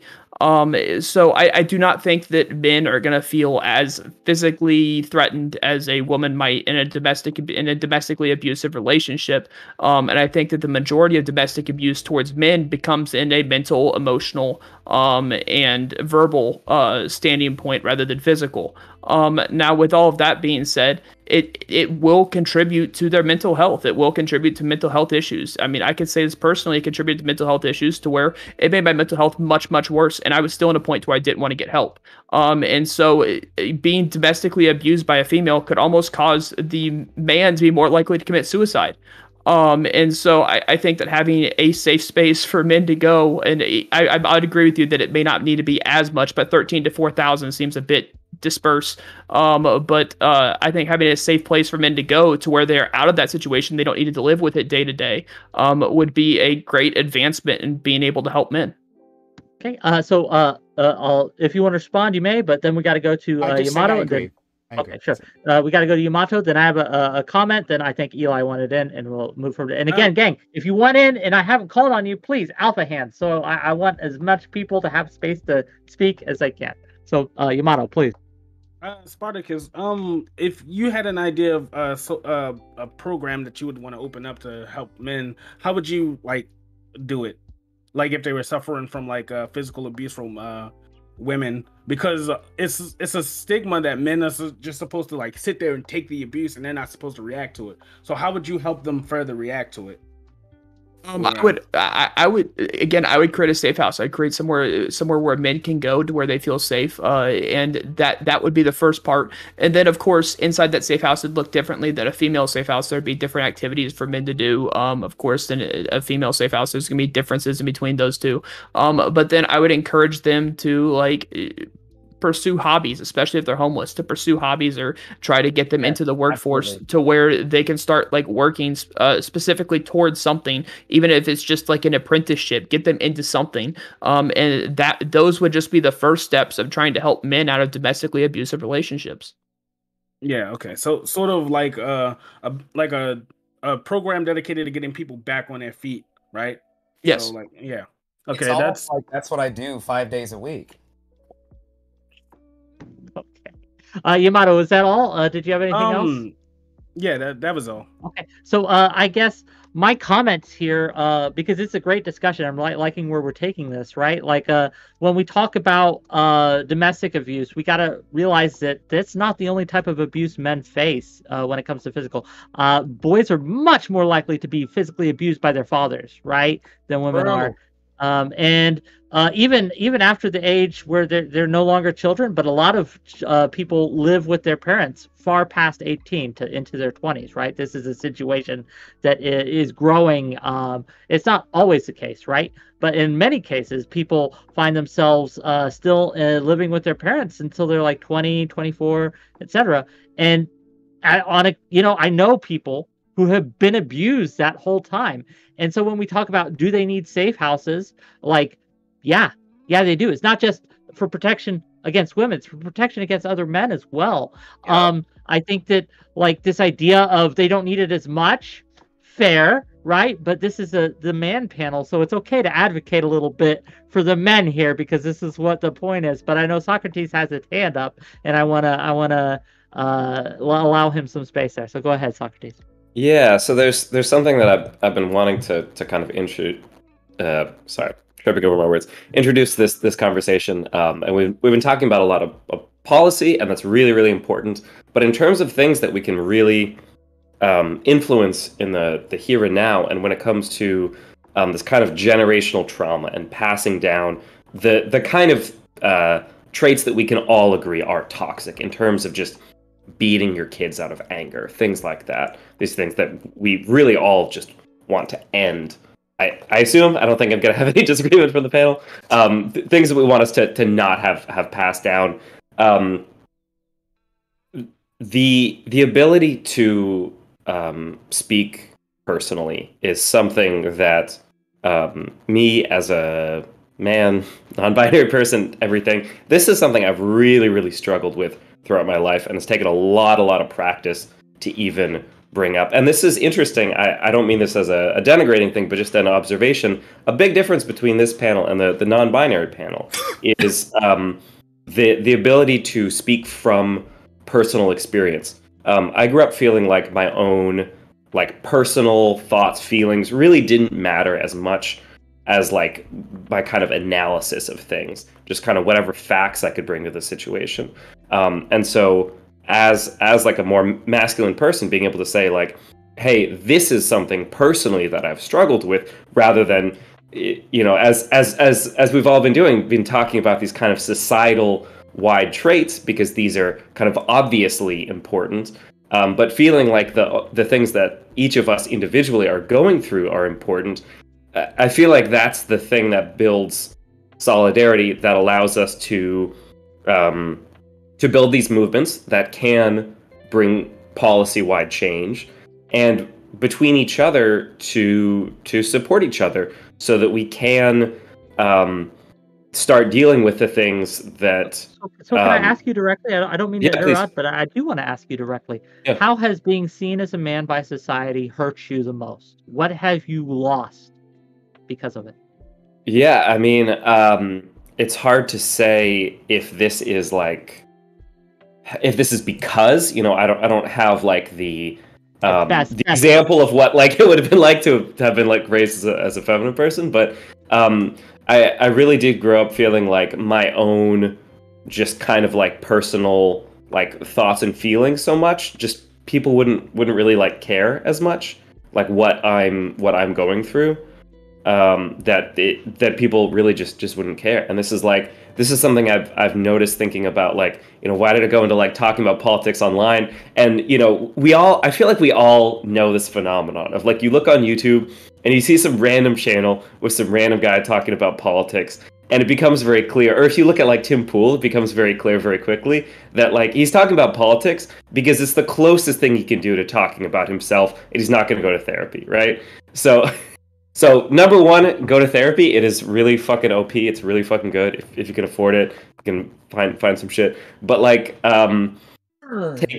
take that leap and, like, assume that other people will care, because it turns out other people do care way more than I thought they would. And I want to make it clear, not to be too soy boy here, right? Like, and even me just saying that right now, like, is telling, right? But I invited you all because I do care about what you think and what you feel. This is here to share, and just to share a brief story of my own, and then I want to give other people a chance to answer the same question. Like, I want you all to think about, like, how has being a man hurt you? What have you lost because society has viewed you as a man growing up? Like, for me, and this is something I still struggle with, I hate asking for help.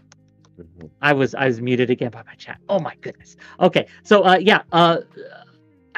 as I was growing up, I never asked for help. Every time I did, I felt I was just shut down. Like, you need to learn to do it on your own. You need to be more self-sufficient. You need to figure it out on your own. And so that's something that stayed with me. And so when I need help, when I need assistance, I am much more hesitant, right? I wait till almost the last minute until it's almost a desperate thing. And I wish I had been, and that I was able to reach out earlier and to have that thing. But I feel like it's just how I was raised. Is I just don't ask for help. I need to be able to do it on my own. I still struggle with that. Like, recently, like, the bank, there was a wrongful charge at my bank, and they took like $800 out of my bank account. And so, like, that's a lot of money. That's a lot of money just being, like, lost out on. And so, like, we were underneath zero, and we were going out of savings and all that stuff. And I couldn't even bring it up to ask anybody, like my mother-in-law or my own parents, for money. And my wife had to be the one to ask for it, because I couldn't bring myself to do it, just because I thought, like, I should be able to take care of this. And out of something that was completely not my fault. The bank taking my money was not my fault. I had made that money. I was fine with working with the money I had, but I still felt that, like, I shouldn't have to ask for money, like, that this shouldn't be a thing. I shouldn't have to do this. And I felt, like, extremely guilty with even my wife asking. And when we all need help sometimes, and it's sad that men have to feel like absolute shit to try and ask for it. Okay, so Eli, then Flow Trace, then again, Alpha Hands, if you want to on this. So, like I said earlier, like, I grew up with a pretty, toxic, slightly abusive father and everything. And so, whenever he would get mad at me or my brothers for expressing any sort of, like, emotion that he deemed, like, oh, you're being a little girl, you better sound off when you talk to me because you sound like a little girl, stuff like that. I didn't really care when he said that. I didn't really let it affect me. And I've never really, because it made me feel bad. So I'm just like, the majority of my life, as far back as I can remember, I was kind of like, fuck you, dude. But I would say, for the most part, something that I think I have lost is connections that I could have made had I understood and had I self-reflected just a little bit more. Better connections that I could have made, better relationships I could have had with men and women. In, not engaging in certain toxic behaviors that for the life of me I can't think of right now. Oh, you know what? Talking over people. That's one. That is one that I do struggle with. And I think comes along with it's one of those at least this is what a girl that I was romantically involved with years ago told me. And that is that she said, one thing I can't stand about men is you guys talk over everyone all the freaking time. You talk over women, you talk over each other, and that is just something men do. Because I said, I just feel this is just how I talk to everyone. This is how me and my guys talk too. And she said, yeah, it's something you guys do. all the time. And I just question, where would my relationship with that lady have gone had I been more open to that? And yeah, I took what she said and I marinated on it for a while, because I was like, is there a problem? Is there something that I'm doing that's a bit wrong? Am I not as sensitive as I thought I was? So, stuff like that. Okay. Flow Trace, please. And Todd, was it your hand up? I can't tell when you're just like, okay. Yeah, I think that the thing that we need to do more than anything else is we need to go on the offensive. And I think there's two components to this. First off, we have to stop ceding ground to red pill or incel types. I think the growth of a lot of these movements is because they acknowledge descriptive realities that men are facing that other people aren't willing to. I think it's basically just a repeat of like the race realism phenomena, where left-leaning people wouldn't even answer the question of like why black people commit more crimes statistically. So instead of getting answers about systemic racism or generational poverty, people got answers about the warrior gene. And I think basically the same thing is occurring here. We have to be willing to acknowledge the descriptive realities that men are it's facing. Because at least they really say interesting shit, don't they? The red pillars. They say interesting shit, and they sound manly. That's what we like about them. Well, I think it's also just the fact that they're the only ones that are willing to acknowledge this conversation, because there's a huge blind spot, which is, I think, the other component, which is that we have to be willing to call out the inconsistencies that people have when applying like structural lenses to problems when it comes to men. That I as much as I would love for intersectional feminism to actually be intersectional, I think that if you look at like the results of policies right now, it's undeniable that in general the left has a huge blind spot in terms of applying these principles to men and getting men issues to promote. I think like Bill Burr has probably done more for like men's rights than like any other person on the face of the planet, honest to God, with the amount of seeds that he's probably planted with skits talking about how men's issues are incredibly underrepresented and there's a huge double standard, honest to God. And that's a really sad state of affairs if that's the best we can do. If that's the best we can fucking do, like, we've got to do better. I love that, dude. That's the white tiger, dude. Bill Burr. I really like Bill Burr. I would like to interject here just a little bit. Please. So I mean, first off, the first thing you said about racism and why black people commit more crimes, what have you. Yes, left-leaning people have addressed that, and it's systemic problems, systemic issues that have been going on and been prevalent in this country for forever. But we're not. This isn't a race panel, what have you. I question why you brought up the second point, and that is the whole thing about policies and what have you. I mean, we, as far as I know, men for the most part still everywhere in America still have a good degree of bodily autonomy. Meanwhile, to bring up women in many cases don't now. So, okay. So like, case in point, this is the kind of thing that we need to stop doing. Huh? Like, I think this is the case in point, right? I absolutely agree that there are issues uniquely faced by women right now, but the problem is that in left-leaning circles, and Monty, I do think you are left-leaning. I don't think you would contest that. Yeah, absolutely. I think that this is exactly the kind of like weird kind of double standard that left-leaning people tend to have when we talk about men's issues versus women's issues. When I talk about the problems faced by men, nowhere in that does that mean I'm not saying that women don't have problems with bodily autonomy, like Roe versus Wade or things like that. But there's still sometimes this feeling, this need to bring up these issues, and this isn't the first time this happened on this panel alone. And I think that this is part of the problem. It is very difficult to talk about men's issues without someone doing some whataboutism about women's issues. And sure, they are related, but it's actually very similar to how men's issues were sometimes toxically utilized as a whataboutism for female issues. I wish we could get those MRAs who use it as a whataboutism to actually care about men's rights issues, but we can't.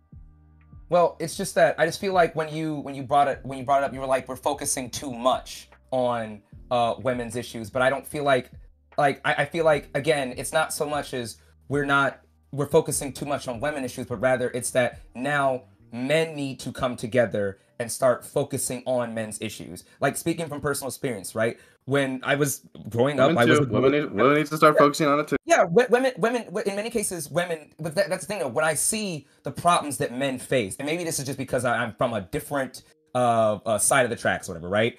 But when I see people talking about the problems that men face, if anything, I see a lot more women talking about the problems that men face, as opposed to men standing up and talking about the problems that men face. So, again, that's why I say we're doing these things now with panels like this, where we're bringing up the issues that men face with suicidality rates, with homelessness. That's a real big one, especially for me, with that being a field that I work in and make my living in. Men now need to step up. Hey, I hate to interject, but I do have a specific question for you, Eli Monty, because is homelessness a gendered issue? Like, is that something that uniquely is affecting men? Okay, listen, and this might be something. This might be something that where the red pill community kind of like has might actually, you know what? I don't even think they've hit on it enough. But it's that when we talk about a lot of my clients, a lot of people that I tend to interact with on a daily basis tend to be men. Are there homeless women? Yes, but it's the fact that, like, you know, a homeless woman is more likely to be picked up by, like, you know, a man, and in many cases, you know, that can be predatory and everything. But again, she's more likely to get help because a man will see her and go, oh, an easy target. I can pick her off the street. I can a house or whatever, and then I can probably get some free ass out of it or something like that. Meanwhile, you don't have that same thing for men. And yeah, it's bad, but, you know, at least she's getting off the street and at least there's something there. But you don't have that for men. In many cases, men are just dropped off. You're just downtown now, you know, don't get eaten by a goose or get hit by a car or a cop on a Segway, you know. You don't have that. Women are more likely to be taken in by men. Meanwhile, men are not being taken in by either women or by even, in many cases, other dudes. I'll hear men talk to me about how, oh yeah, like, I'm couch surfing, I'm going from place to place, but my buddy here charges me $300 for a couple weeks, and my buddy here charges me $200, so my social security goes here and there. I don't hear that shit with women. It's just, you know, oh, sometimes I'm couch surfing, but I'm just staying here, but I don't hear anything about a payment. It's just, you know, I'm taking her in because I feel sorry for her, or I'm taking her because I want a piece of ass. To the rest of you, what so let's address it directly. Is there, if anything, the red pill community something that they are getting right now that's that they are addressing that the left is not? Yes. Okay, what? Yeah, I think they're specifically homelessness we mentioned, right? We mentioned homelessness. What else? I think there's a plethora of descriptive realities, whether it's homelessness, the fact that men do not have anywhere near like the same sort of like affirmative action benefits, even when there are sometimes similar statistical disparities. They'll talk a lot about abortion courts, or excuse me, Jesus, not abortion courts, divorce courts. They'll talk about like the sentencing for men. There's just a whole plethora of descriptive issues that they acknowledge correctly, that the left, generally speaking, does not acknowledge to the degree that it should. And that is the reason why you see the explosive growth in these movements online. Anyone else? I like you, Eli, but I want to give a chance to anyone else. Sorry. Wait, so just very quickly, just one sentence. So I'm not trying to change anything of what's happening now, but I just do want to note and just point out the fact that we did have this like very, very beautiful several exchanges where we did get very personal, and then we moved back to the policy. I'm not saying that we have to go back to that. I just think that that's interesting to note. Yeah. I just want to say, I do think that there are some things that the red pill community touches. Oh, sorry. We gotta get Todd first. Gotta get Todd first. I was just gonna say, it's like to Flo Trace's point. It's like when you hit on these points, I just think we need to make a point of it as a society and not look at it strictly as like these red pilled fucking moments. Like, and I think that maybe this just is a product of being online, and a lot of us are in these like online circles, but I don't see this happening in the real world when it's boots on the ground. So like making efforts that are actually going to lead to like physical shit is, I think, the only goal that you can strive to at this moment. Okay, right. Let me just say something there, right? If you went and listened to a red pillar and a guy was like, you know, oh, things are a bit tough for me, what do? They'd say, stop jerking off and work out, right?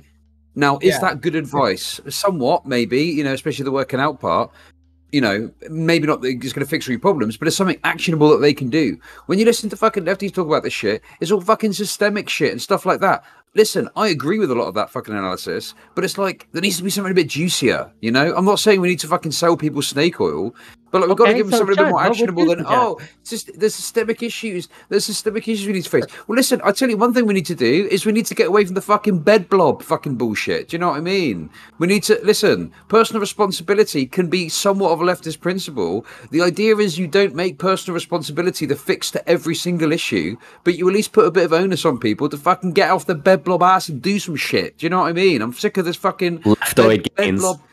leftoid gains is what we need. I'm sick of this fucking, bed blob fucking, what, you got to phone the government to get some benefits. Oh my God, that's such a big thing to ask of people. What are people that got anxiety? That shit needs to fucking stop. We need to sell something a little bit juicier than just fucking systemic issues and, oh yeah, the world's against you.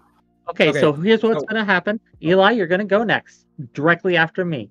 But then we got closing statements because people need to go. But the panel isn't ending. We're going to open it up. If you want to stay, you may. If you have other places to be, you may head out. But if you're in the audience and you're wanting to have something to say, you can jump on in and talk to us. Maybe ask us directly. Women are fine at this point. We're welcome. But Eli, go ahead. Then we're going to give everyone a chance to have a closing statement. So go ahead. Stream Eli. is not ending.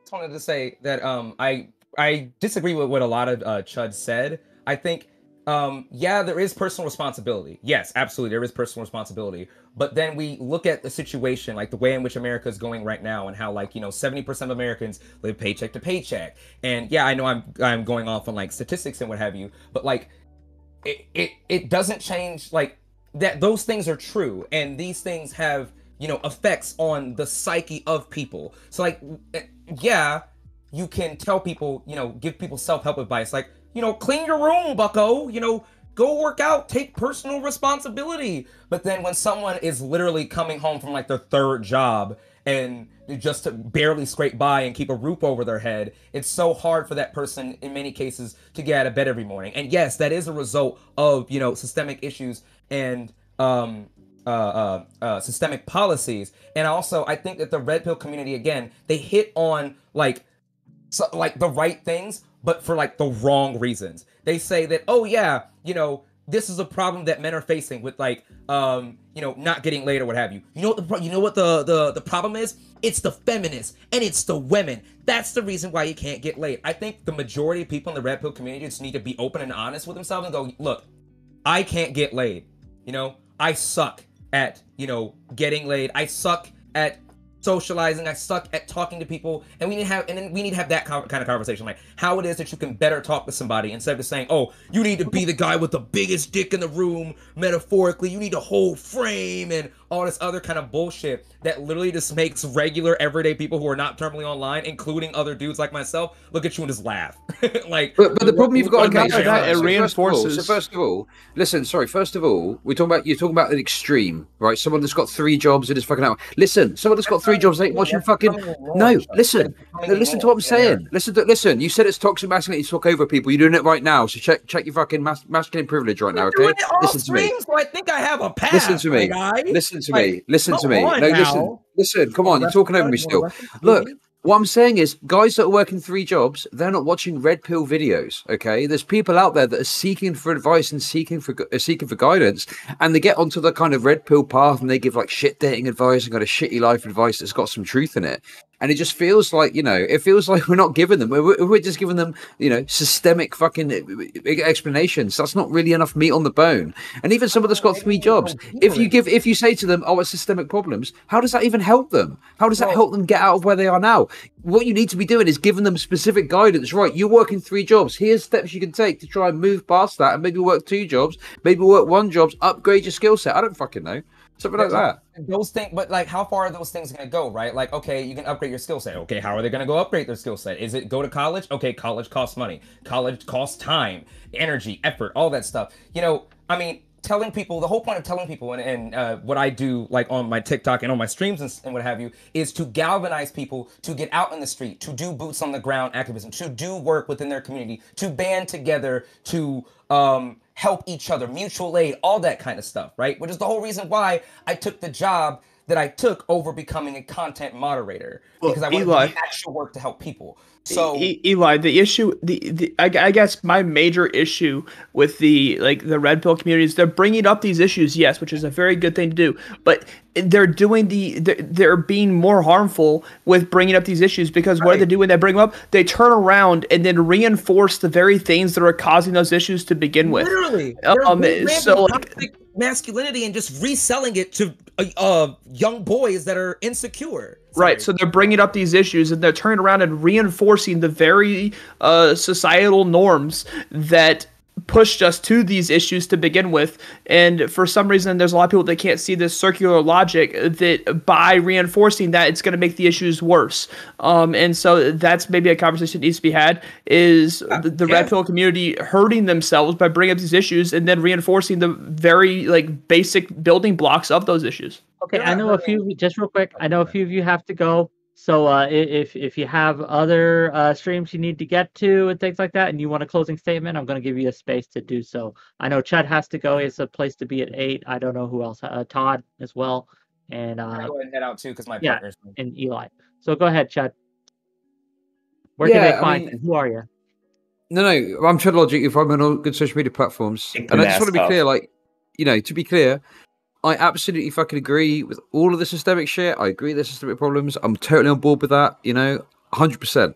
I just think that there's this issue where we substitute that explanation into where we could potentially give some advice or guidance. Like, clean your room is good advice. The full statement should be clean your room, you know, and if you find there's an issue in doing that, maybe there's something else you need to look at. But cleaning your room is good advice, genuinely. It's just it gets bastardized and used as a fucking baton against people who can't clean their room.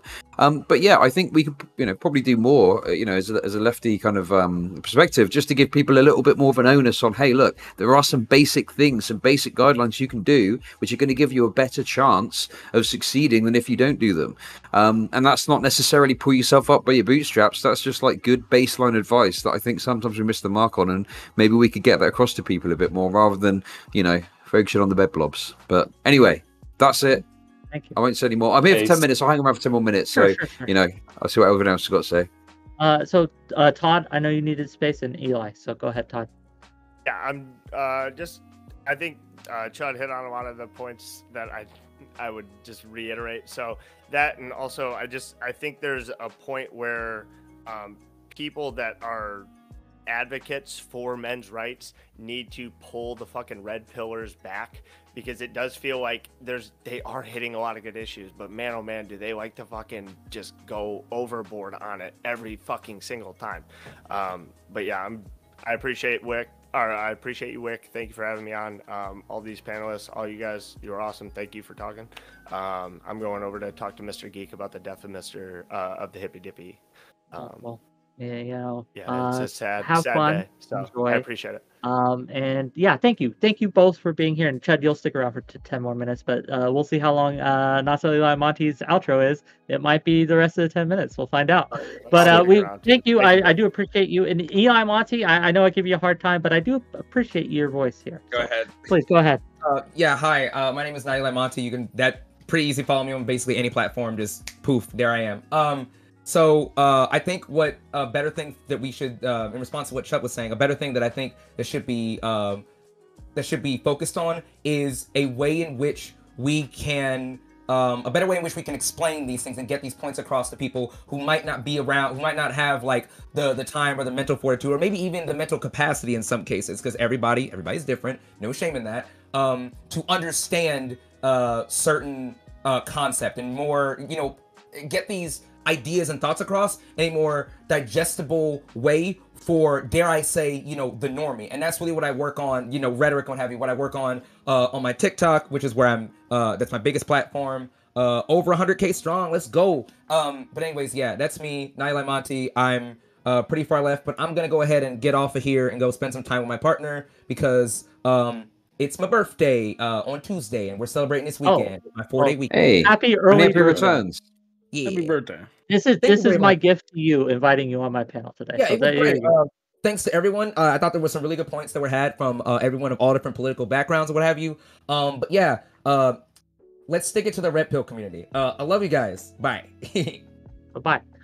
Anyone else needed to go real quick? Otherwise, we're just going to open it up. I know some people in the audience have questions for us, and probably comments too. So yeah, if you want a chance to shout yourself out now early, that's okay. We're probably only going to go for another 30 minutes to an hour because I have to do things.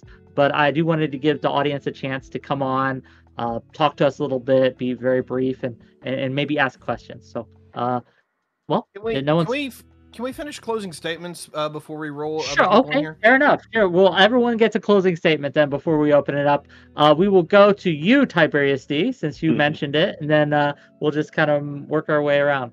Go ahead. Gotcha. I actually want to shout out Flow Trace and Chud Logic, and I'll break that down real quick as to why. Politically speaking, Flow Trace was on point with the kind of the politics, which I didn't want to get like too pointed in, but I definitely wanted to bring it up in the regards that I can't really agree with the left or the right and where they're going with these kind of ideas. And I absolutely want to thank out Chud for pointing that out, because the left is very much like a far more communal thing. It's like, hey, this is a systematic issue, and I like the individuality that the right brings to the table, where they're like, hey, this is what you need to do to be successful. The problem is that both of them are inverted in the regards that I want the support of doing the individualist kind of approach, but I do want to be able to fix the issues with myself in the regards of, you know, how I relate to my wider community. It just sucks in the regard that, excuse me, it just sucks in the overall regard that like half of the political aisle has something right and the other half does too, but we can't get it to go like fully squared for me. It's really unfortunate, but I think that's where I wanted to end off on this conversation, is that this issue is incredibly political, and it sucks. Because we always like to, you know, put our forks in the ground and be like, you know, I'm part of this team and you're part of that team, and this is what we have to believe. But I think the belief structures are actually holding us back. I think we need to rotate 90 degrees in our beliefs and have a different conversation. What is it that I need to do from the start? Like, what is my role? I'm sorry, what is the role between men and women? What does it mean to be male and female? I think we have to go all the way back to that, which it's going to be hard. It's going to be difficult, but I think that's where we're going, because apparently the transhumanistic take that Star Trek was leading us to is not the way we're going, which makes me very sad. I wasted all that time watching it. Thank you for having me. All that wasted. Yeah, Tiberius, Never you're always wasted. wonderful. You know, I need to have you on for more geopolitical discussions on occasion, but I love your perspective, and thanks for being here. Thanks for being willing. Hopefully you didn't want to die, right? But you know. There was one part that I was just ready to check out, but the rest of it was pretty good, which was, you know, 20 minutes of a bad panel is not a bad thing. So yeah. Every single second of this panel has been gold, and how dare you say otherwise? Socrates, please.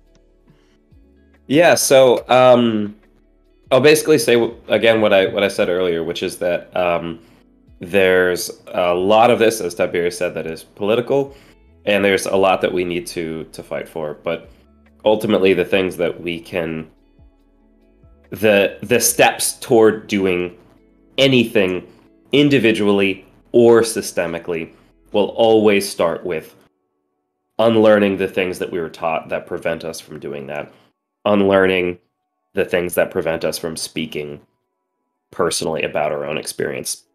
Like I said in the non-binary panel yesterday, the people there had, because they had this kind of like distance from gender, from having accepted that being told that they're a certain gender, they had a certain distance from being forced to speak in a certain way.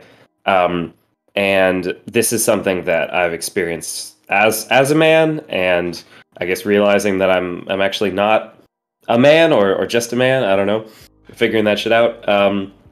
But this is something that is really just critical for us to learn, which is how to just say, I'm going through this. I'm having a hard time with this. I need help with this.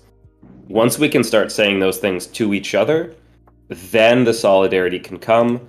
Then the group support can come, and then the political action can come that make these things possible. This is what's powered every group that's fought for different rights, different treatment, is the ability to speak to each other and support each other emotionally, and then, you know, be able to build that into some kind of political action. Dr. Socrates. Socrates. Thank you, Socrates. I like it. Thank you for being willing to come on and talk. I really hope you recover. I know you're sick right now. I appreciate you coming on and giving us your opinion. We always love to see you. He's one of the reasons I started streaming. His was one of the first shows I actually ever saw on Twitch, and he kind of inspired me. So check him out, Socrates TV. He's a great guy. Well, they are a great guy. I don't know your pronouns anymore, but thank you, Socrates. Appreciate you. Thank you. It was really important for me to be here. Yeah. Socrates, I think you were a man plus. Okay, all right. You got bonus. I love that, actually. Sorry, guys. Listen, sorry to interrupt. Right, thanks. Pleasure to be on. I've really got to go now. Love you all. Okay. Good to see you. Great time. Good memes. Catch you later. Bye. Okay. I think something that this panel didn't really take into account is like going off of what our friend Socrates just said, like asking for political change. This doesn't really take into account the social classes and the pressures put on people who have different monetary means and who are come from different racial and sexual backgrounds. So these deaths of despair that we were seeing, right? They hit a certain economic class more than others, right? It's not that rich people don't have their emotional problems, but it doesn't. They're not killing themselves the way people on my economic class are, right? And they're not affected the same way. So when we say we got to make an ask, well, who are we asking for?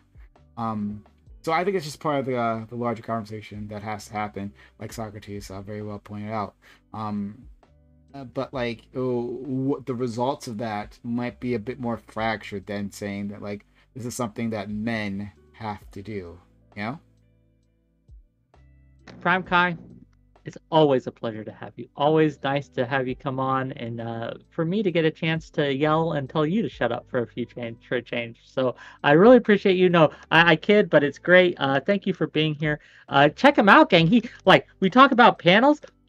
This guy is the panel guy. You check him out. He does a wonderful Monday panel, and it's open afterwards. Sometimes he'll do a Thursday or a Tuesday panel. They're great. Check him out. I put his link in chat, so go give him a follow, gang. Next up, we have Sprouticus. And I apologize, Sprouticus. I really have to use the restroom, but please give your spiel and keep going, gang. I'll put Yamato in charge while I use the restroom. But yeah, he's got to take a shit when Sprouticus is talking, right? That's I think it's a message. So I didn't get to bring up some of the stats. I really stacked up with stats prior to the panel because I thought there was gonna be more disagreement, I guess, here. But men are 20% more likely to be in a work casualty at work. And there's just disparities all over the place. I think it's important to talk about this. There was discussion prior to at the very beginning of the panel about why are we talking about this? It's not going to change shit. Well, I mean, it's good. It's going to change something eventually. Someone has to talk about this to start this off. There has to be a starting point for us to be able to do anything. So that means that us talking about Twitch is the starting point. It's the butterfly flapping its wings. It's eventually going to lead to helping men out. Then, by God, let's do it. But I'm definitely down for helping men out. There's a lot of disparities we're experiencing, and it seems to be left by the wayside by a lot of societies. So I really appreciated coming on. I'm looking forward to the open part of this where we get to talk to people who've got questions for us. And yeah, I appreciate coming on. It's twitch.tv/thesproticus and twitter.com/thesproticus. Okay, so who has not gone? Would it be you, FlowTrace? I believe so. Okay, FlowTrace, you can go. What's up, guys? My name is FlowTrace, and check me out at twitch.tv/FlowTrace, twitter.com/FlowTrace_. And for the most part, I'm going to be on other people's panels, going on the Wick panel, somebody panels. I'm trying to get the Prime panels, although those late times are killing me, but I'm going to be there. I was going to be there yesterday, and then it was an R. Kelly debate with Fnatic, and I'm not strong enough, okay? I was a coward, and I wasn't strong enough. You also check me out every Wednesday on Cricket Style J channel, twitch.tv/Cricket Style J. And I would just like to give a big shout out to all the panelists for bringing insightful points, to Wick and Yamato for putting this thing together, and to you, the audience, for making everything possible. Ooh, that was nice. I guess I'll go since Wick isn't here. I'm Black X Yamato. I help Wick set up these panels. I contact people for Wick, such as Tiberius, FlowTrace, Spartacus, and stuff like that. I also do some streaming on my own channel. It's Black X Yamato, where I play video games. One of the questions I wanted to ask at the end of this or like during this is how toxic masculinity either affected you or people that you knew or like known, but I didn't get to ask that at the time because everyone else was talking. Don't worry about that. We're gonna have some more chance, so stick around. Yeah. So we should start. We should a chance. Yeah, he did. Okay. We should end this off and start the open panel off with like a PBS style announcement, right? This show was created for viewers like you because of support of viewers like you. All right. So make sure you support your streamers if you want to keep going. Make sure you support like Wick. I do this as a hobby, so I don't expect to get any money from this, but it's just fun for me. But if you guys want to support your streamers, yeah, no, I agree. Like, gang, if you want to give me a follow, if you enjoyed this content, please do. If you want to sub, please do. But if you really want to help me out, I'm going to post my GoFundMe one more time in chat. Then we're going to open up. So that's what I'm driving for near. Like, we've raised, I think it's up to almost $600 now, and we could use a little more. I'm going to need 3,000 entire to get all the work done I need. But yeah, thank you, and thank you for being here, and we'll open it up. I know I could see the people in the waiting room's been they're getting antsy. So I'll start pulling people in one by one. Please do.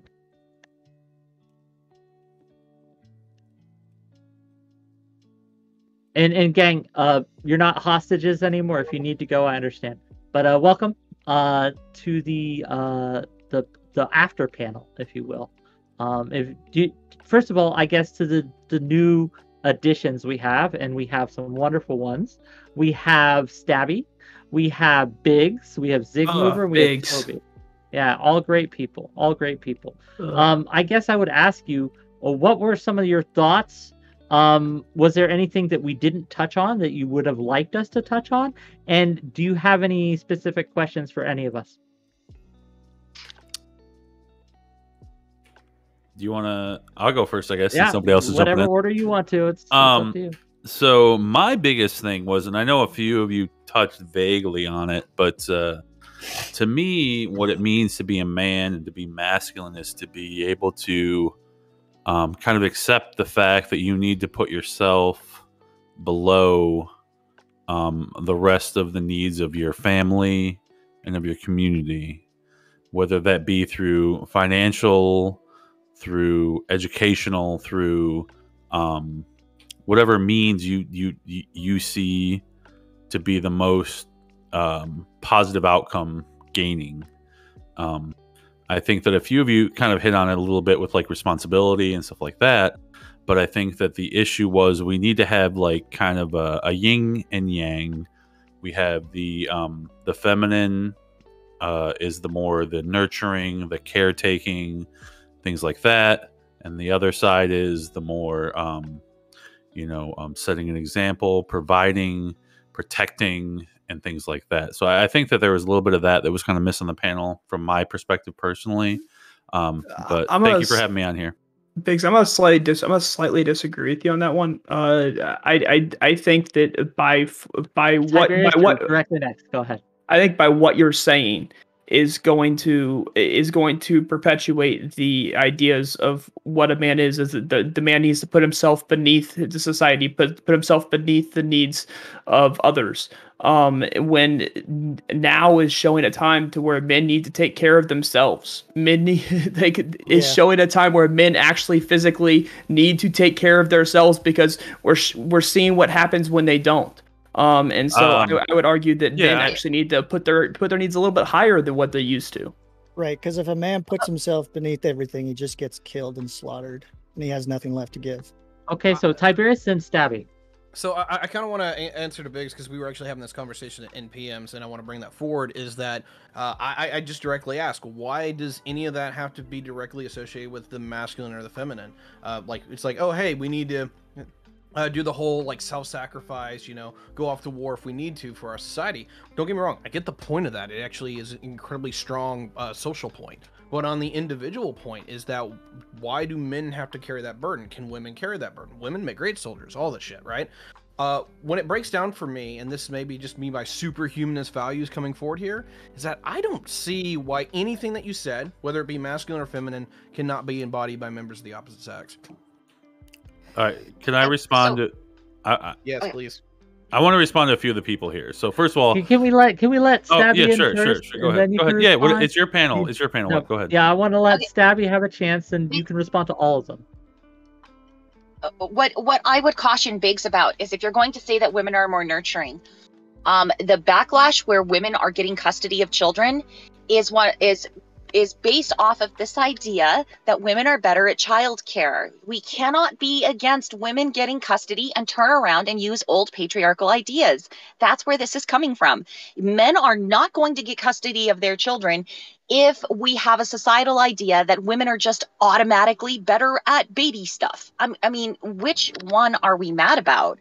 Because if you want men to start being able to show the courts that they have the capability of having custody of their children, you can't have speech like that, or people are going to go, oh yeah, man no good at hold baby, must be woman. And it's stupid. Like, you can't do both of those at the same time. Now's your time to shine, Biggs. All right. So for that one, I completely agree with you, Wix Pimp there. I think that it should be down to who the actual better parent is to actually provide care for the child. I think it can be a man or a woman. I think that everybody is different. Everybody, whether you're male, female, or whatever, I think that you have specific qualities about you that would make you better or worse to raise your children. I don't think that that's necessarily a sex-oriented thing or even a gender-oriented thing. I think that the court system should be put towards, like, if you have a case as a man, that you are a better provider and a better caregiver for your children, be it through basically everything, not just like providing money or but like providing the whole package for your children, you should be the one who wins the case. If you're the woman and you can provide all those things better than the man, whoever that might be, because there's obviously a difference between person to person who's better, right? It could be a woman in some cases, it could be a man in some cases. I think that's perfectly reasonable. To address Tiberius's point is, like I just said there, is it doesn't necessarily have to be a man or whatever, but I think that when we come to when it means to be a man and be masculine and things like that, like, and who can provide the best for a child or whatever, I think it just comes down to the person individually. Now, as a man, you should be pushing towards providing good examples, more role models, whereas women have more emotional oriented, I guess, psychology that can be beneficial or detrimental to children, right? Okay. So I think in that case, let me just finish real quick. Sure. And then for Sprout, please, real quick, because we got a long line. Yeah, I know. But I had three people address me specifically. I understand that more will. I promise. Yeah, you. And for Sprout, I agree. Self-care is very important, but I think in those cases, like, women need self-care too. I don't think this is just like an individual case of like who is more apt to self-harm and things like that. But I do see that you are correct with like the statistics. It says that men do bear the brunt of things like suicide, or lack of getting help for their mental illness, and I think that's perfectly reasonable. I think we should encourage people to get the help they need, but I also think that having women being the sole adjudicators of what is good and what is bad, and I think having men being the sole adjudicator of what's good and what's bad is bad. Okay, I think we need a balancing act for both. We got it, yin and yang. I'm sorry to cut you off, but again, we have things to do. Monologuing's great and all that. Like, look, I talk a lot too. So that was like fucking 2 minutes, Wick. Jesus Christ, I just got on the panel. Fuck. So I want to give Stabby a brief chance to respond. Then we got Prime, Toby, and Yamato. Yeah, it's hard. Yamato, if you're raising your hand, I can't see it because it's blurred into the background. Okay. Right. And when we're talking about the yin and yang, that is an actual individual prospect that we're actually looking for. We're asking for people to meld all of these different traits together on an individual level so that we can address these issues, because women can also work. I think feminists have proven that very, very well, that we can work and take care of children. There are hundreds and hundreds of studies out there showing how much of the at-home work is being done by the women who also work and sometimes out-earn their husbands. So it's time to actually start yin and yanging that. Yes, we need self-care, but in the middle of the self-care thing, and this is a complaint to the panel, this is not to Biggs. This is like, the first thing I noticed is that we started talking about mating almost instantaneously. I absolutely assure you, when women are talking about women's problems, men almost don't show up at all. unless we're speaking about our sons. So like that, we need to address that. Women can help women who are homeless and they can stay with us. Unfortunately, we do something cheap and insulting to men. We hand them money and we're like, hope you get enough of this to get off of your ass and, get into a place or something, because it's dangerous to bring them into our homes. And we have children here, especially if we're single parents. So we cannot help men. Meanwhile, there's this massive fucking gap where when men are talking about men's issues, men are still homeless, but none of them are in y'all's living rooms.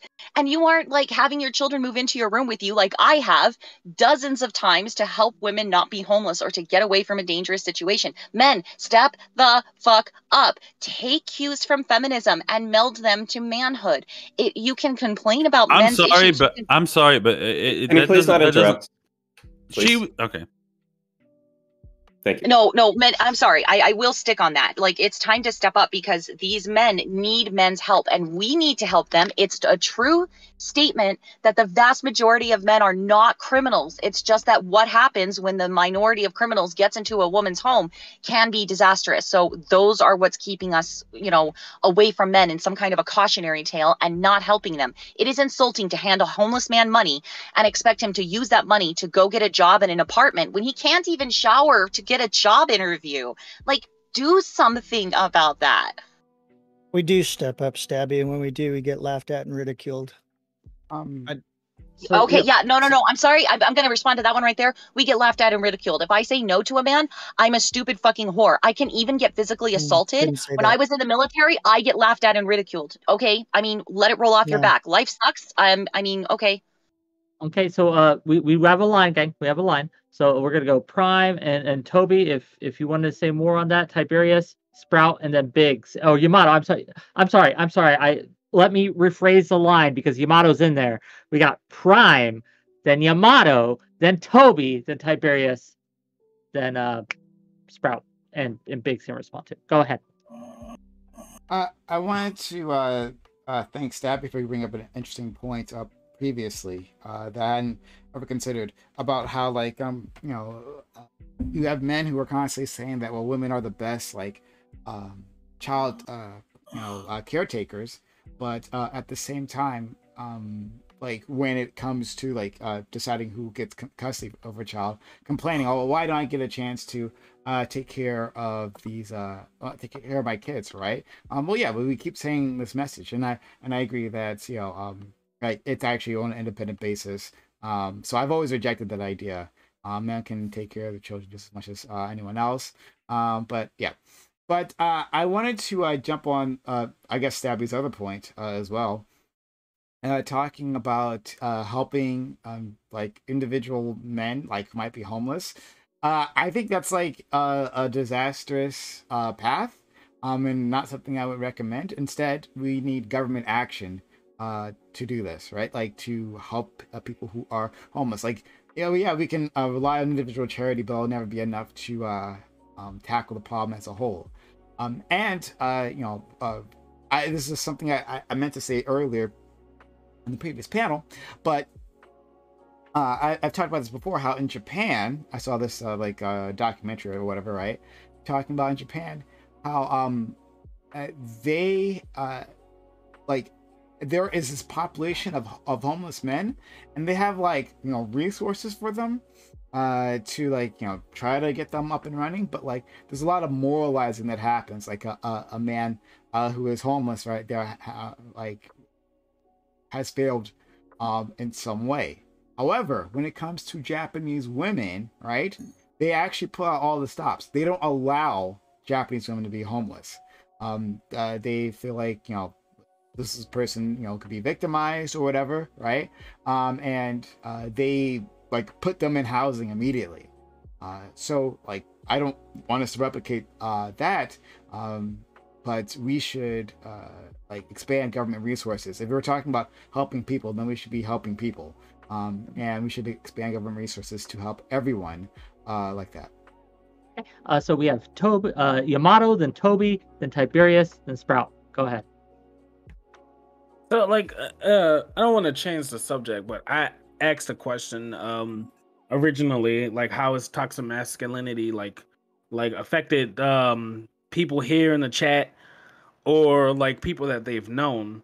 And I've done a lot to help people that are homeless, such as giving them money, especially my friends. If they lost their homes, I've literally took them in with no money, asking for anything. So like, I don't know. I kind of feel like saying like just do better is like kind of like, I don't know, kind of like just saying just you need to do more. Like not everyone has the chance to help people, right? Like I live like minimum wage, okay? Like minimum wage jobs. What the fuck am I supposed to do? It's like more of like a state thing. So someone just like hopping on the fucking panel and say, "Oh man, men need to do fucking better," doesn't fucking help the situation that most people are probably in the financial situations of their own where they can't help. Disagree. Is there Yeah, okay, ways you that disagree. Of course you disagree.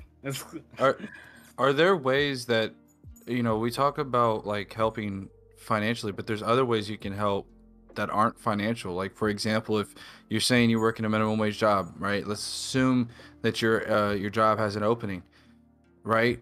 You can, if you see that homeless person, obviously you can still help them monetarily. You don't have to not help them monetarily. If that's what you want to do, so be it. But maybe you could say, hey, look, my job's hiring. What skills do you have? Talk and have a conversation with them. They're not just some NPC. Have a conversation with them. What are they struggling with? Are they struggling with certain, and maybe, now I'm not saying it is an addiction, but maybe they're struggling with addiction. If that's the case, ask them, hey, did you hear about this resource, this charity? They help you out. And have a conversation. There's ways that you can help somebody outside of just financial support. Okay. So again, we do have a line, so we're gonna thank you for being here, Doghouse. Really appreciate you. But we're gonna go to Toby, to Tiberius, and Sprout. And if at any point someone wants to interject, or that's fine. Go ahead. Yeah, I fucking love the healthy side of Red Pill. I mean, it was created by incels. I get that. That's bullshitty. And I have to filter out a lot of misogynistic bullshit in there. But when they talk like straight to me and they say, sexual strategy isn't a choice, it's already happening. You're already getting filtered out. This is how it's happening. This is where things go wrong. This is how you're not understanding what a woman is saying when she talks like that. It says it to me in a direct, blunt way. And then it's up to me to keep that in my head and go use it out in society in a way that actually works. I watched on another channel, they had a pickup artist there with some beautiful woman. He was so outclassed. He was like sweating bullets, but he like pissed her off like 4 or 5 times and then said, yeah, I pissed you off 4 or 5 times, walks off the panel. They do the after thing. And he's like, yeah, I don't think I'm going to get another date. That didn't go well. And kind of, he lost it. And the woman comes out and she says, yeah, I think I would like another date with this guy. I think I can help him learn how to be friends with women and do that. And so I've just seen it work. Is that working? Right? Like it sounded like she wanted to. I don't know if that's working. Anyway, Tiberius, please. Well, I would say that it's working only in the way that it was effective in that he got a second date. That's it. That's all I was saying. I know the guy was a dipshit and how he came across and so forth, but he got a second date. Is there better ways to do that? Of course, and the Red Pill community is stepping up with that. There was a big split in them a few years ago. Mark Manson is one of the people that's moving into the more healthy side of that and showing better ways to be able to do that so that men and women can take care of each other in much, much more fulfilling ways and get to the really good stuff in society. Okay, Tiberius, please. Okay, I won't comment to that. The second thing I'll definitely hit on is goddamn leftists. Why are you here? Why do you ruin every conversation? Always the state has to fix it. No. I'll actually hit this. I'm gonna go like back to what Wix Pimp. Do you have another name? It's Stabby. Stabby. I'm Okay. Stabby. Anyway. Stabby. It's a Stabby. joke. People were subscribing because I was saying that he needed to strip. Okay. Okay. Anyway, all I'll simply say is that you I gotta get paid, guys. That's all. You anyway, hit something that I think is the reason why I want to have like a men and women conversation about what our sex and gender roles should be. Really, particularly because if you see it where women are not extending a hand to men as a pejorative, but they'll extend it to others, I innately am going to be like, hey, are women afraid of men? And I actually will even apply that in the opposite direction. Are men afraid of women? I think these are actually really honest conversations that the sexes need to have with each other over, do we have a fear of each other? Are we comfortable with each other? Any of that shit. I think there's actually a lot of fundamental groundwork that needs to be relayed on that level. And I'm actually quite curious if you agree, and if you want to answer the question I asked. We're afraid of the outlier. So it happens when people scapegoat testosterone. Either like radical feminists will say testosterone is why men are more likely to be criminals, which is a true statement about the men are more likely to be criminals, but the testosterone is bullshit. We see the same heightened testosterone amongst athletes, criminals, and the most charismatic and most successful men everybody thinks is really peaceful and awesome. So they say that heightened testosterone is to blame, and then completely ignore the 98% of not criminal men. All of us are afraid of the outlier. So are men. Men are afraid of the outlier.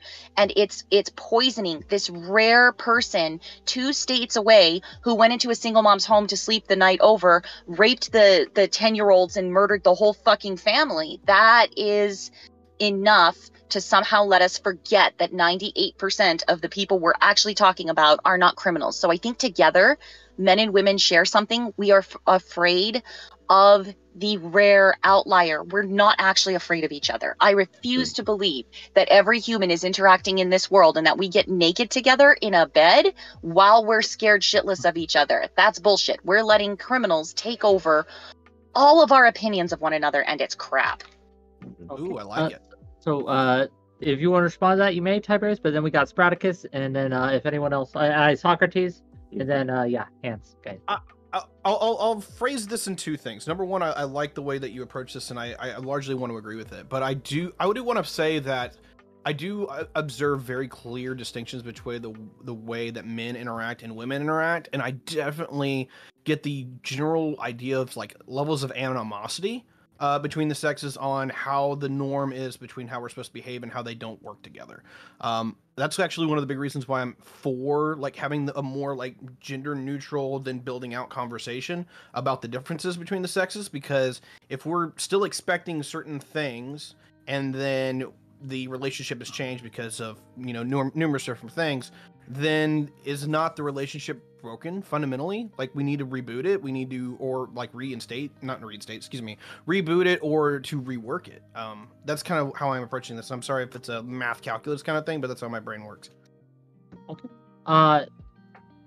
So Spartacus, please. So I disagree with Stabby. I just do. Telling men that you have to do more, et cetera, and so on, when men are the ones experiencing the issues, isn't the way to go. That's victim blaming. It may be shadowed behind something else, but it's victim blaming. You're telling men that they have to do more to fix men's issues, when it's a societal thing that's causing the men's issues.